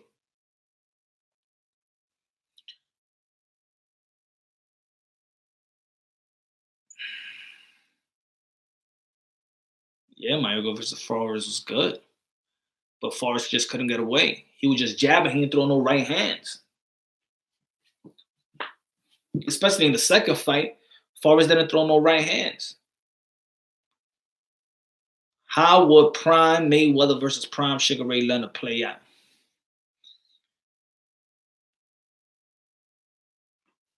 I think Sugar Ray Leonard wins. I think he'll mix it up. Footwork and combination is an output. Just by output. Jab. Remember, Floyd Mayweather doesn't throw a lot of extreme jabs. Not like Sugar Ray Leonard. He'll keep it in the move. He'll throw flurries. Sugar Ray Leonard, I think he'll beat Mayweather. Mayweather will do good. And also, Sugar Ray Leonard could take a punch. And if he could take a punch from Hearns, take a punch from Hagler, take a punch from Mano de Piedra, he could take a punch from Floyd Mayweather. Floyd Mayweather is not a bigger puncher than all those guys. So yeah, man, I got Sugar Ray Leonard beating him.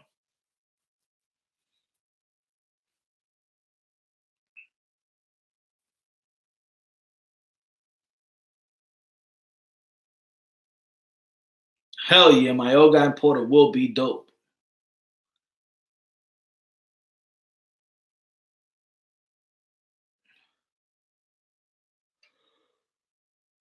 Mm-hmm.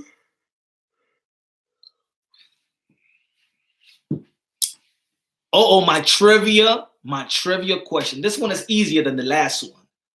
Remember, the last one was who was the youngest undisputed champion, non-heavyweight? Lionel Rose, right? So I got another one for y'all. But this one is real easy. Y'all follow my other platform, y'all probably gonna know what it is. Who is, well, this is an opinion. Matter of fact, it's not really a trivia question. This is Punch Drunk's opinion, but what y'all think? Maybe if y'all get the answer, maybe y'all be like, yo, I agree with you. Or not, or if y'all got another dude, let me know who it is, and maybe we could talk about that. So the trivia question is, but this is an opinion one. Not really a trivia question, it's an opinion one. Who is the best heavyweight that never won the title? A world title. Ooh.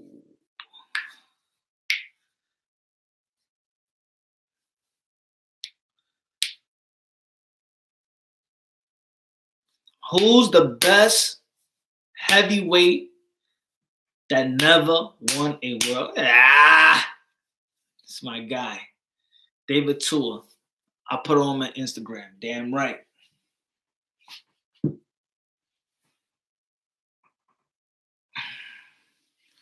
David Tua was a monster, man. David Tua, you know that David Tua never got stopped by any heavyweight, never got stopped.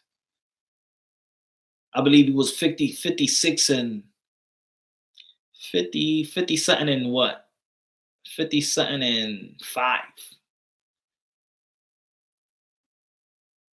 He never got stopped by no heavyweight. Lost, but never got stopped. Never got KO'd. That's impressive. 56 fights. I'm sorry, more than almost, yeah, 60 fights and never got stopped. Hell yeah, he was like a Mike Tyson. The matter of fact, I was so much of a Mike Tyson fan. When I was young, I was so much of a Mike Tyson fan. I was like, yo, I want to see Mike Tyson fight Tua. I really thought that Tua was the one that was going to be Mike Tyson. Like, I feel like after the Buster Douglas, I'm saying like, yo, I don't want Mike Tyson to fight Tua. Like in the 90s, if he would have fought, I think he would have beat like Tyson. I was like, nah, I don't want Tyson to fight Tua. That was the only guy that was actually like, yo, he's gonna get my man. He's gonna get my man's, man.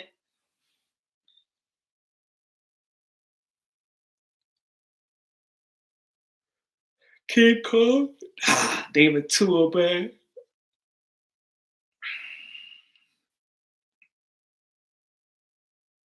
And two, the way that Mike Tyson, why he was so good, is he was so small, so he could dig into the body. But Tua and him will be leveled out. They both the same height. Damn, that was a dream matchup, man. That never happened. Tua versus Tyson, dream matchup. War versus Triple G. Fights that never happened. Man, what other fight that never happened and was like, damn, it should have happened? You think Bud Crawford and Errol Spence is gonna be like that? A fight that never that should have happened and never happened. You think Deontay Wilder, Anthony Joshua should have happened? Those are the fights that might not happen. Butterbean was pretty good, yeah, but he was super heavyweight. And only fighting 4 rounds. So I can't even compare him to the David Tua and Mike Tyson of the world.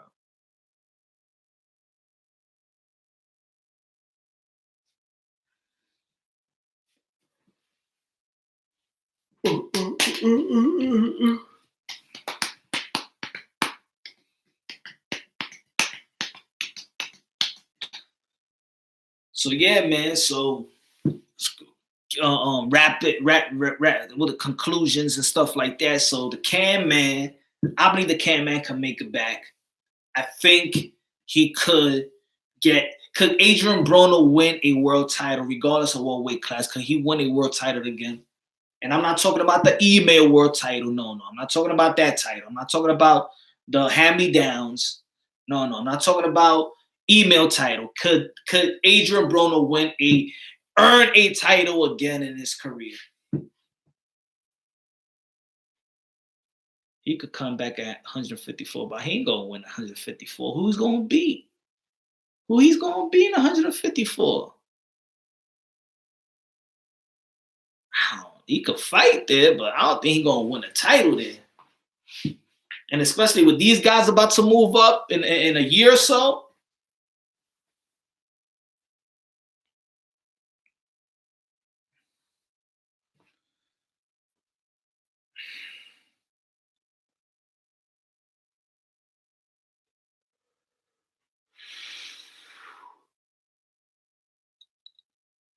You know what it is? Maybe I'm crazy, but I actually appreciate his losses, though. That's what it is. I think that people hate him so much, and he talks that game that when he loses, when he don't even lose bad, people look at it like it's a bad loss. But Adrien Broner never lost bad. You understand what I'm saying? That's why I still got confidence in Adrien Broner. He never lost bad. He never lost like damn embarrassingly bad. You know, his mouth made it look that he lost embarrassingly bad, but he never lost bad. That's why I don't count him out. Even when he's not even 100%, he don't look bad losing. I think he's done. He can't beat those little guys, maybe. Okay, so let's see. So what's the definition of done? Done meaning that he's done as a top, as an elite fighter, or I don't know if he was an elite in your opinion, or is he done, or he's just regressed to a gatekeeper? What is done for y'all? Meaning like done that that's it, he'll never be top 10, because the top 10 is not done to me. What's done? Like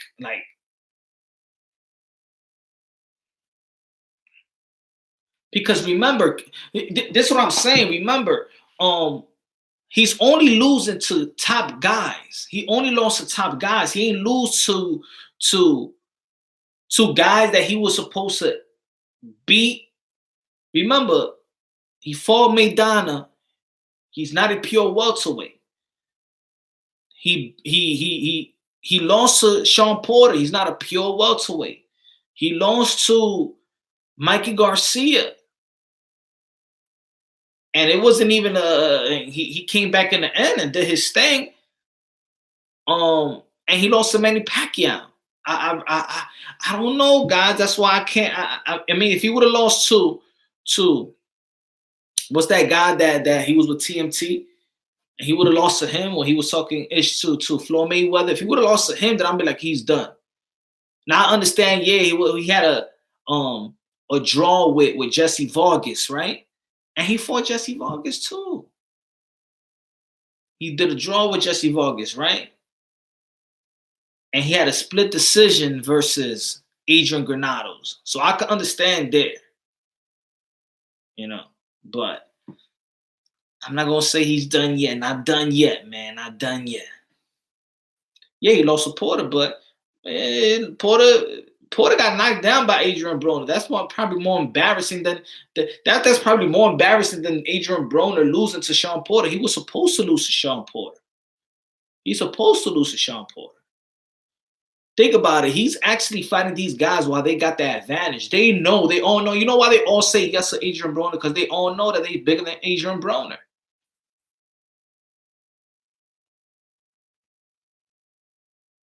Porter gives everybody a good fight, but he just don't know how to win this. Well, he knows how to win in the scorecards, but I don't know, man. I think Ugas beat Porter. I actually had Danny Silva Garcia beating him in the last. I said whoever wins the last round wins the fight. I mean, it could have gone either way too. Danny Silva Garcia and Porter. I don't know. Porter lost to Spence. Porter lost to Thurman. Porter lost to Kell Brook. I think Sean Porter has done enough in the welterweight division. I mean, I think he should move up to 154 and start a whole new, I mean, he fought everybody already. He's not going to get the Manny Pacquiao fight. And it looks like he's not going to get the Bud Crawford fight. I'll sign with the zone if I was Sean Porter. That's I don't. It's nothing for me in PBC no more. He could fire Jesse Vargas too. He go to PBC. Maybe he'll fight Mikey Garcia. He could get a fight with Mikey Garcia. Go to 154. Crawford versus Porter should happen. I don't know if Crawford versus Porter should happen. That means Crawford versus Spence should happen. I don't want to see that.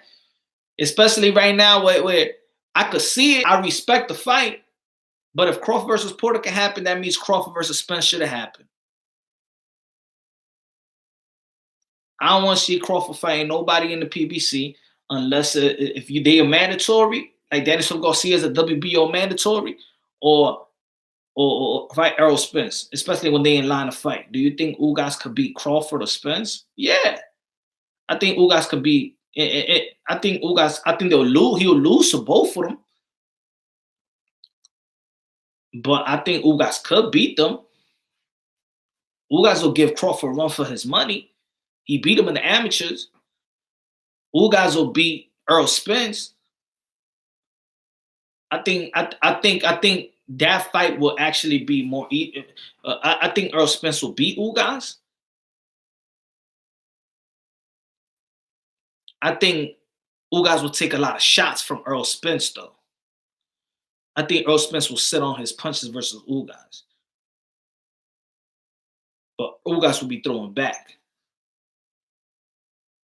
But I think Spence will beat Ugas easier than Crawford beat Ugas, I think. Ugas the boogeyman at 147. He make it tough, man. He'll make it tough. And he stays in shape too, man. He stays in shape. Porter's a dog. He is, man. He gives anybody a problem. I hope when Crawford Spence happen is still at 147. Me too. But there's no reason why it can't happen now. Usyk versus Ruiz Jr. Usyk wins. If Anthony Joshua could outbox and move the way he was moving versus Ruiz Jr., Usyk moves better than Anthony Joshua. So I got Usyk winning that.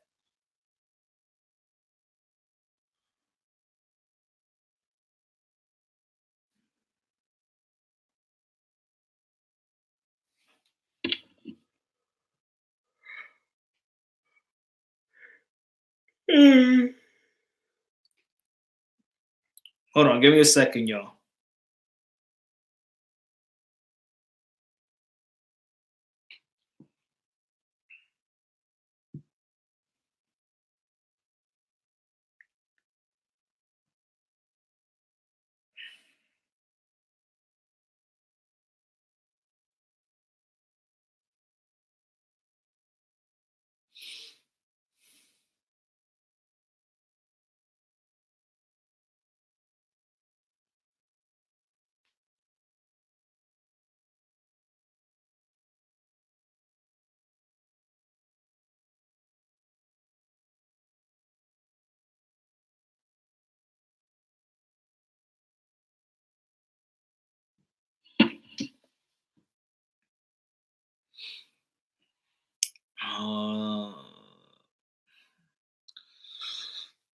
Bachev versus Oscar Valdez.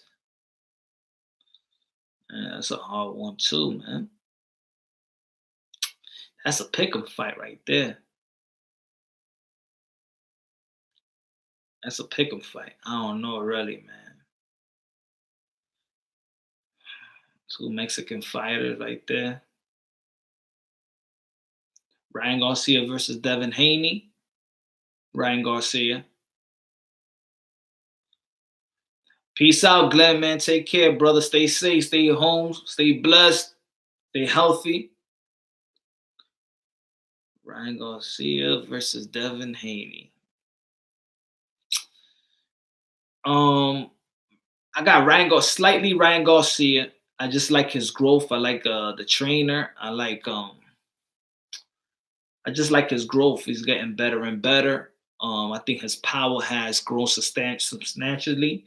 And also, Devin Haney had the shoulder surgery. So I would like to see it. Right now, I would choose Ryan Garcia. If Devin Haney has his next fight versus a Luke Campbell, for example, beats Luke Campbell real good, I might change my thought. You know, I want to see how Devin Haney is going to be after that shoulder surgery. Because when you ever have a rotator cuff like that, you tend not to throw with that arm. So I don't know, man. I don't know. It takes time. It takes time for that type of surgery. I think Devin Haney is coming. I think Devin Haney's getting so depressed that he's coming. I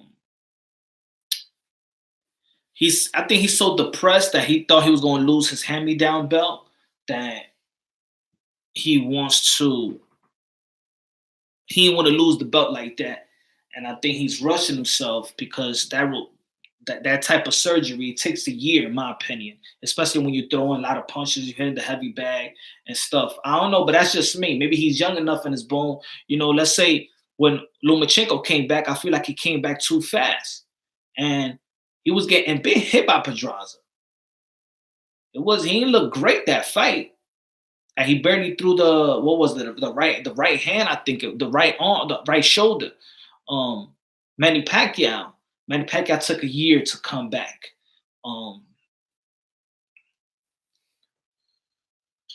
Talking a lot of shit because of the hand-me-down strap. Yeah. Jojo Diaz versus Former rematch. Nah, I got Jojo Diaz on that one, man. I said it. I called that fight. I said Jojo Diaz going to win. I just don't think that Tevin Farmer got that power to keep Jojo Diaz off of him. I don't think Tevin Farmer got power enough to keep a guy off of him, man. And Jojo Diaz just going to come right after him.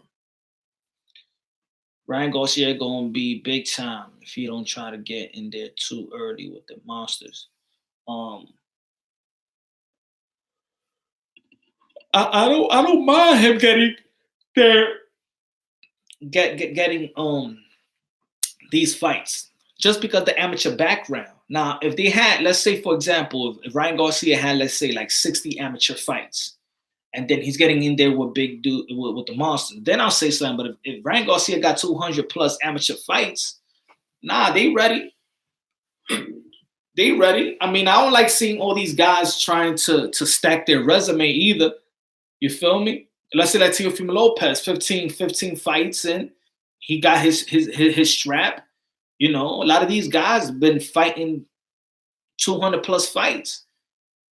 That's why when they come to the pros, they look man special, and then the other guys look like tomato cans. Javante Tank Davis had 200 plus amateur fights. Look how sharp he looks while he's young compared to his opponents. These guys are ready. The only thing that's not ready is their brand, is their name out there yet, you know. But they're ready. They're ready. It's like Sean Porter and the amateurs facing Usyk, Daniel Jacobs, Demis Andre fighting the Keith Thurmans, Charles Hatley fighting Keith Thurman, all these guys fighting amongst each other. Bud Crawford fighting Mikey Garcia, Bud Crawford fighting Danny Garcia, Bud Crawford fighting Ugas. These are on the amateurs. They ready to fight. They ready to fight. These guys ain't monster towards each other. They're already monsters. You don't want to make that. Bro, what's your favorite fight of the year? 2019 or the projected fight of 2020? Guido.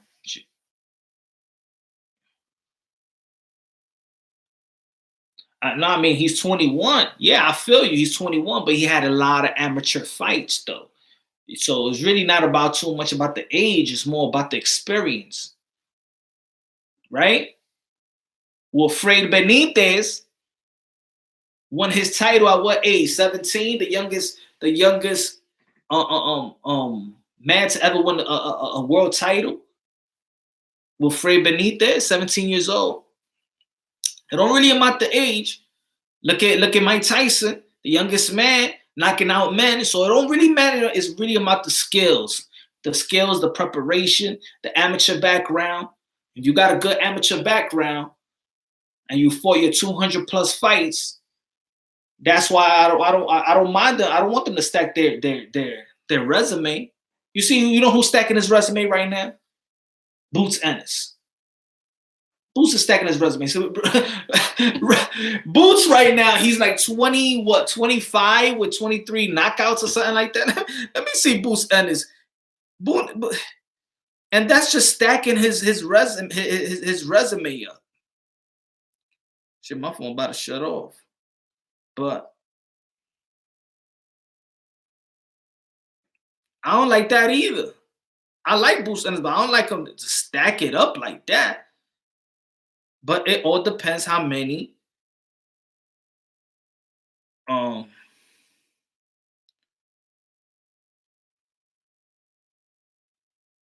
look, like I said, yeah, I'm right. Boots Ennis is 25 wins and 23 knockouts. 25 wins and 23 knockouts. Don't you think at this stage the guy should be fighting top fighters by now? Like, are you gonna give him some more tomato cans? Brandon Lee, look at his resume. I was talking about him the other time. They said 20. He got 19 fights, 17 of those fighters that he fought don't have winning records. That's crazy, man. That's not even you're not even getting better. You're just stacking his resume up so he could look good. Booz versus Ortiz, what happened? It would be good. It would be great. The right, bro. Forever needs the youngest champion at 17 years old. The second one is Fernando Vargas, 18 years old. Yeah, man. So it's all about the skills, man. It's all about the skills. It's all about the skills. I think Ryan go and put it this way. We're talking about the lightweight division where the top guys are the young guys anyway, right? It's Lomachenko is a top guy, but then you got Teofimo Lopez, young. You got Gervonta Tank Davis, young. You got Ryan Garcia. You got Devin Haney. If you got his email belt, the top guys are young guys. So I think Ryan Garcia is already ready to fight the top guys. Luke Campbell is Ryan Garcia ready to fight Luke Campbell? I think so.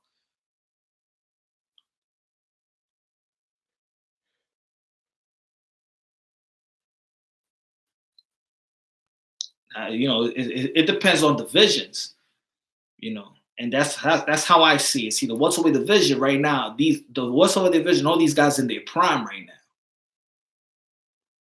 now.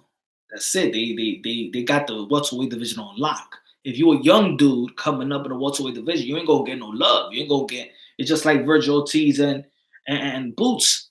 I think they're ready, but these guys got to fight one another. They're not gonna look down yet.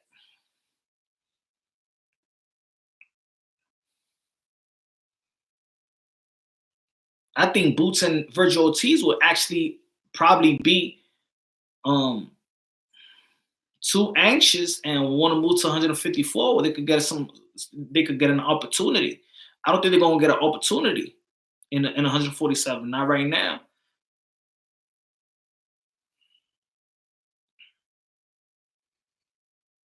I think Ryan would be multi-division champ at least up to 160.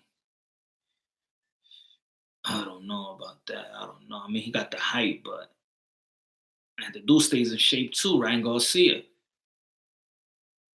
I don't know if he go 160 pounds. I don't know. Not even Oscar De La Hoya could really go and compete at 160.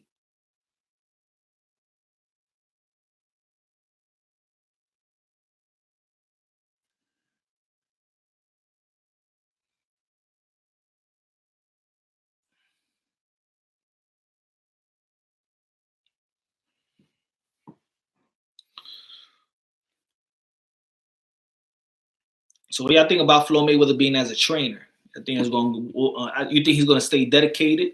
Y'all think he's going to stay dedicated to the craft, to the dedication and the sacrifice you need to do to be a trainer?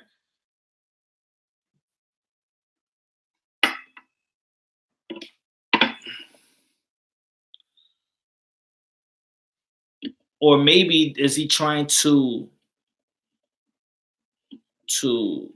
relaunch his brand? Because now he's gonna get into the. See, I'm gonna tell you like this: as much money that Floyd Mayweather got, if you want to keep getting richer, he would need to start partnering up, and some partners will not like his antics. It doesn't work for everybody. It doesn't work for every partner. You feel me? We could be partners, but if I'm affiliated with you and you got girls collection and a bunch of booty all over around, it's not a good look, As partners, for some partners, not a good look. 147 getting up there. Yeah, bro, when Canelo Alvarez's career is over, where will you rate him in the history top 5? History top 5.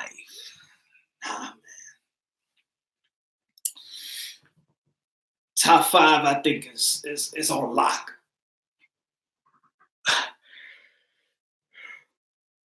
I think top 5 is on luck.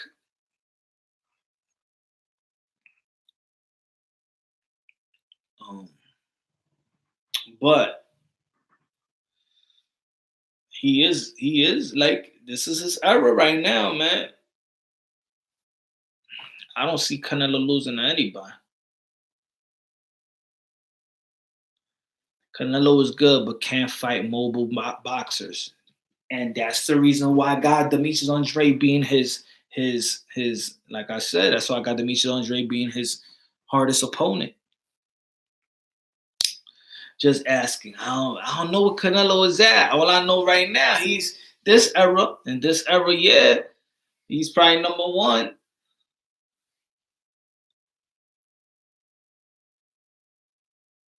I think Pacquiao is already cemented. He's already got his legacy cemented. It don't matter if Pacquiao lose.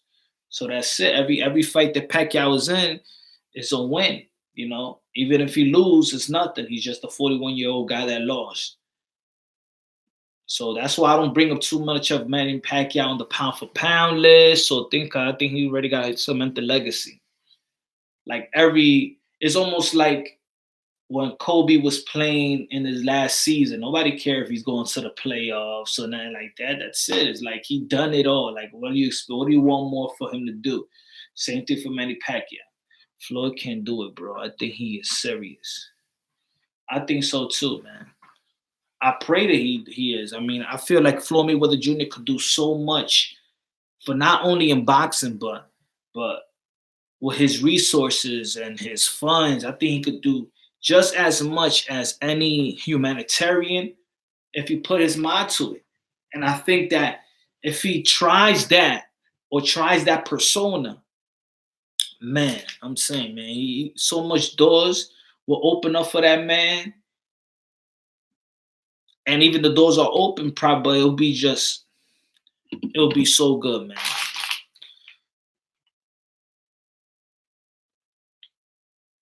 I think that the persona of money and throwing. I think that's all. I think for a 43-year-old to still acting like a 19-year-old rapper, I think it just doesn't fit him no more. You know, I know people might be liking it. I think, but for me, that's corny already. That's like it's corny to me. You know, at his age, at his stage of his career, you know, while he's driving cars, you know how many there's a lot of millionaires, man. These guys don't care.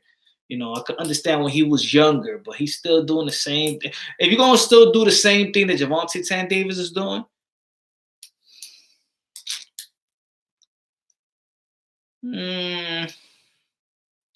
come on, you gotta get, you gotta grow somewhere. I mean, you got a strip club. But I'll put it this way: if I was 43 years old. I have a strip club, right? But I have a strip club like that. Like that's just my business. I don't need to like be the embodiment of the strip club. Like, you know.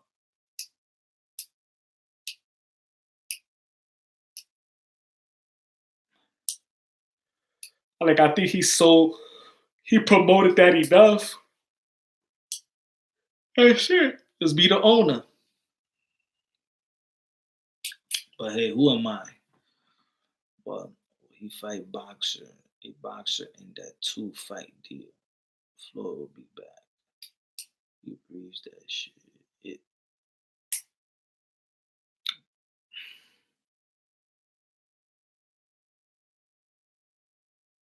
Star. I feel you, Star Boy, man. I feel you. It's always been corny. I mean, to me, it's always been corny to me. I'm just saying in my mind, I can understand, you know, people that's less fortunate. They look at that like it's a dream. They look at that like a wow, man.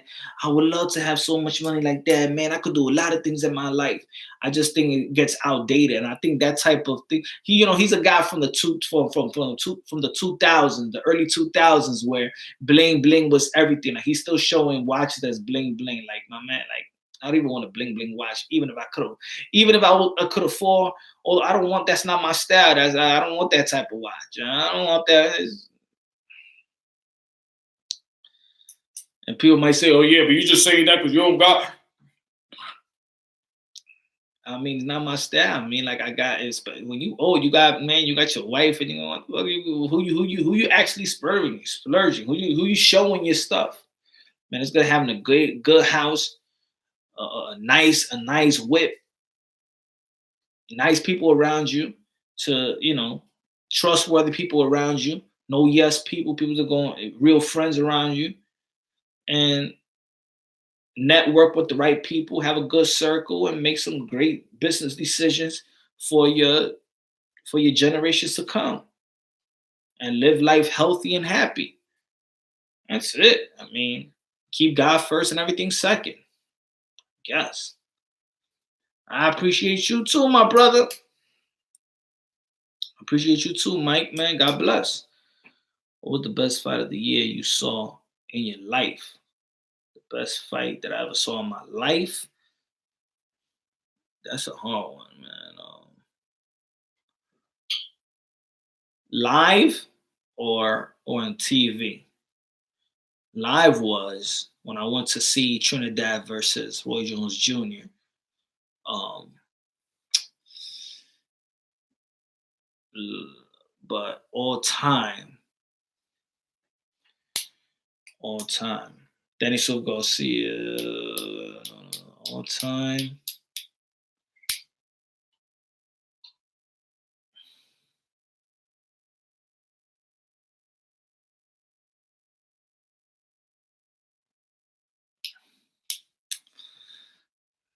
Damn, I don't know, man. I don't know. I don't know. I'm like mad fights is running to my through my head right now. Like, what's the best fights? I don't know. I'll get back to you on that one, Guido.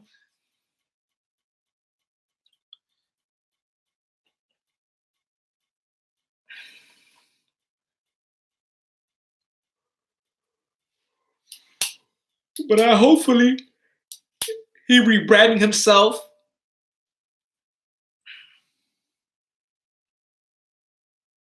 Good looking out, the bro. Thank you, man.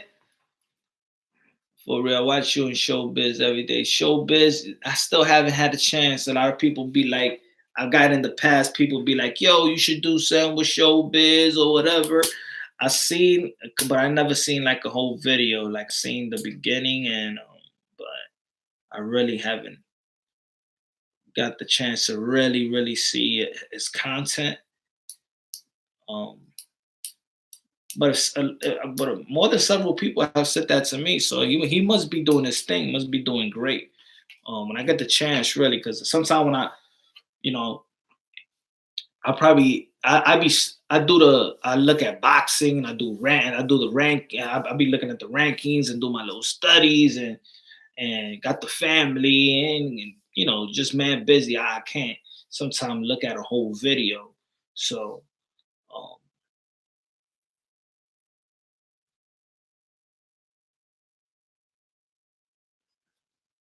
but hopefully, I mean, everybody that doing their channel, the YouTubers and stuff like that, man. I hope everybody doing good, and everybody's growing, and um, you know, showbiz always keeps it real. That's what's up, man. That's why I gotta go to his channel and be like, Punch Drunk keeps it real with showbiz. You gotta do something with Punch, so he know. And then when we meet each other, be like, yo, my man, yo, people been talking about you, Punch Drunk. I said, yo, showbiz, people be talking about you, showbiz. Yo, my man, we should do something together. Then boom. So yeah, I gotta go to his channel and be like, yo, you gotta do something with Punch Drunk. Be like, who's Punch Drunk? Yeah. Who's that? I've been hearing that guy so much. Yeah. Then I've been hearing about you, man. Feel like I know you. Yeah, I feel like I know you too. Man, we should do something together. Yeah, we should do something together. All right, man. Let's talk about boxing. Yeah, we could do something.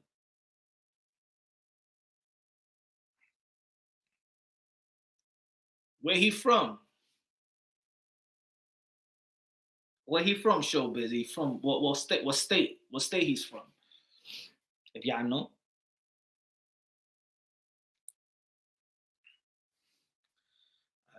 IBFP. Matter of fact, I'm gonna write this down so I could just check him out. Because I trust y'all. I trust y'all giving me some good IB IB IBFP. That sounds too much. That sounds too much like LDBC, man. It's like IBFP, LDBC. Really? Are they rivalries or something?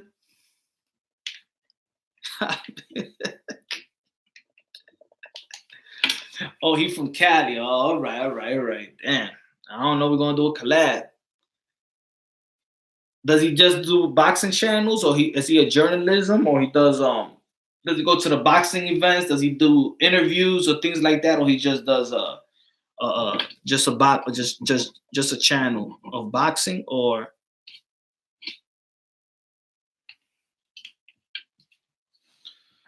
Nuke Raw, don't play around. Check him out. I'm gonna definitely check him out, Guido. You're my man, Guido. So I trust you, Guido. MMA boxing game developer. Okay, okay. Who's that? Showbiz or IBFP? The MMA boxing game developer.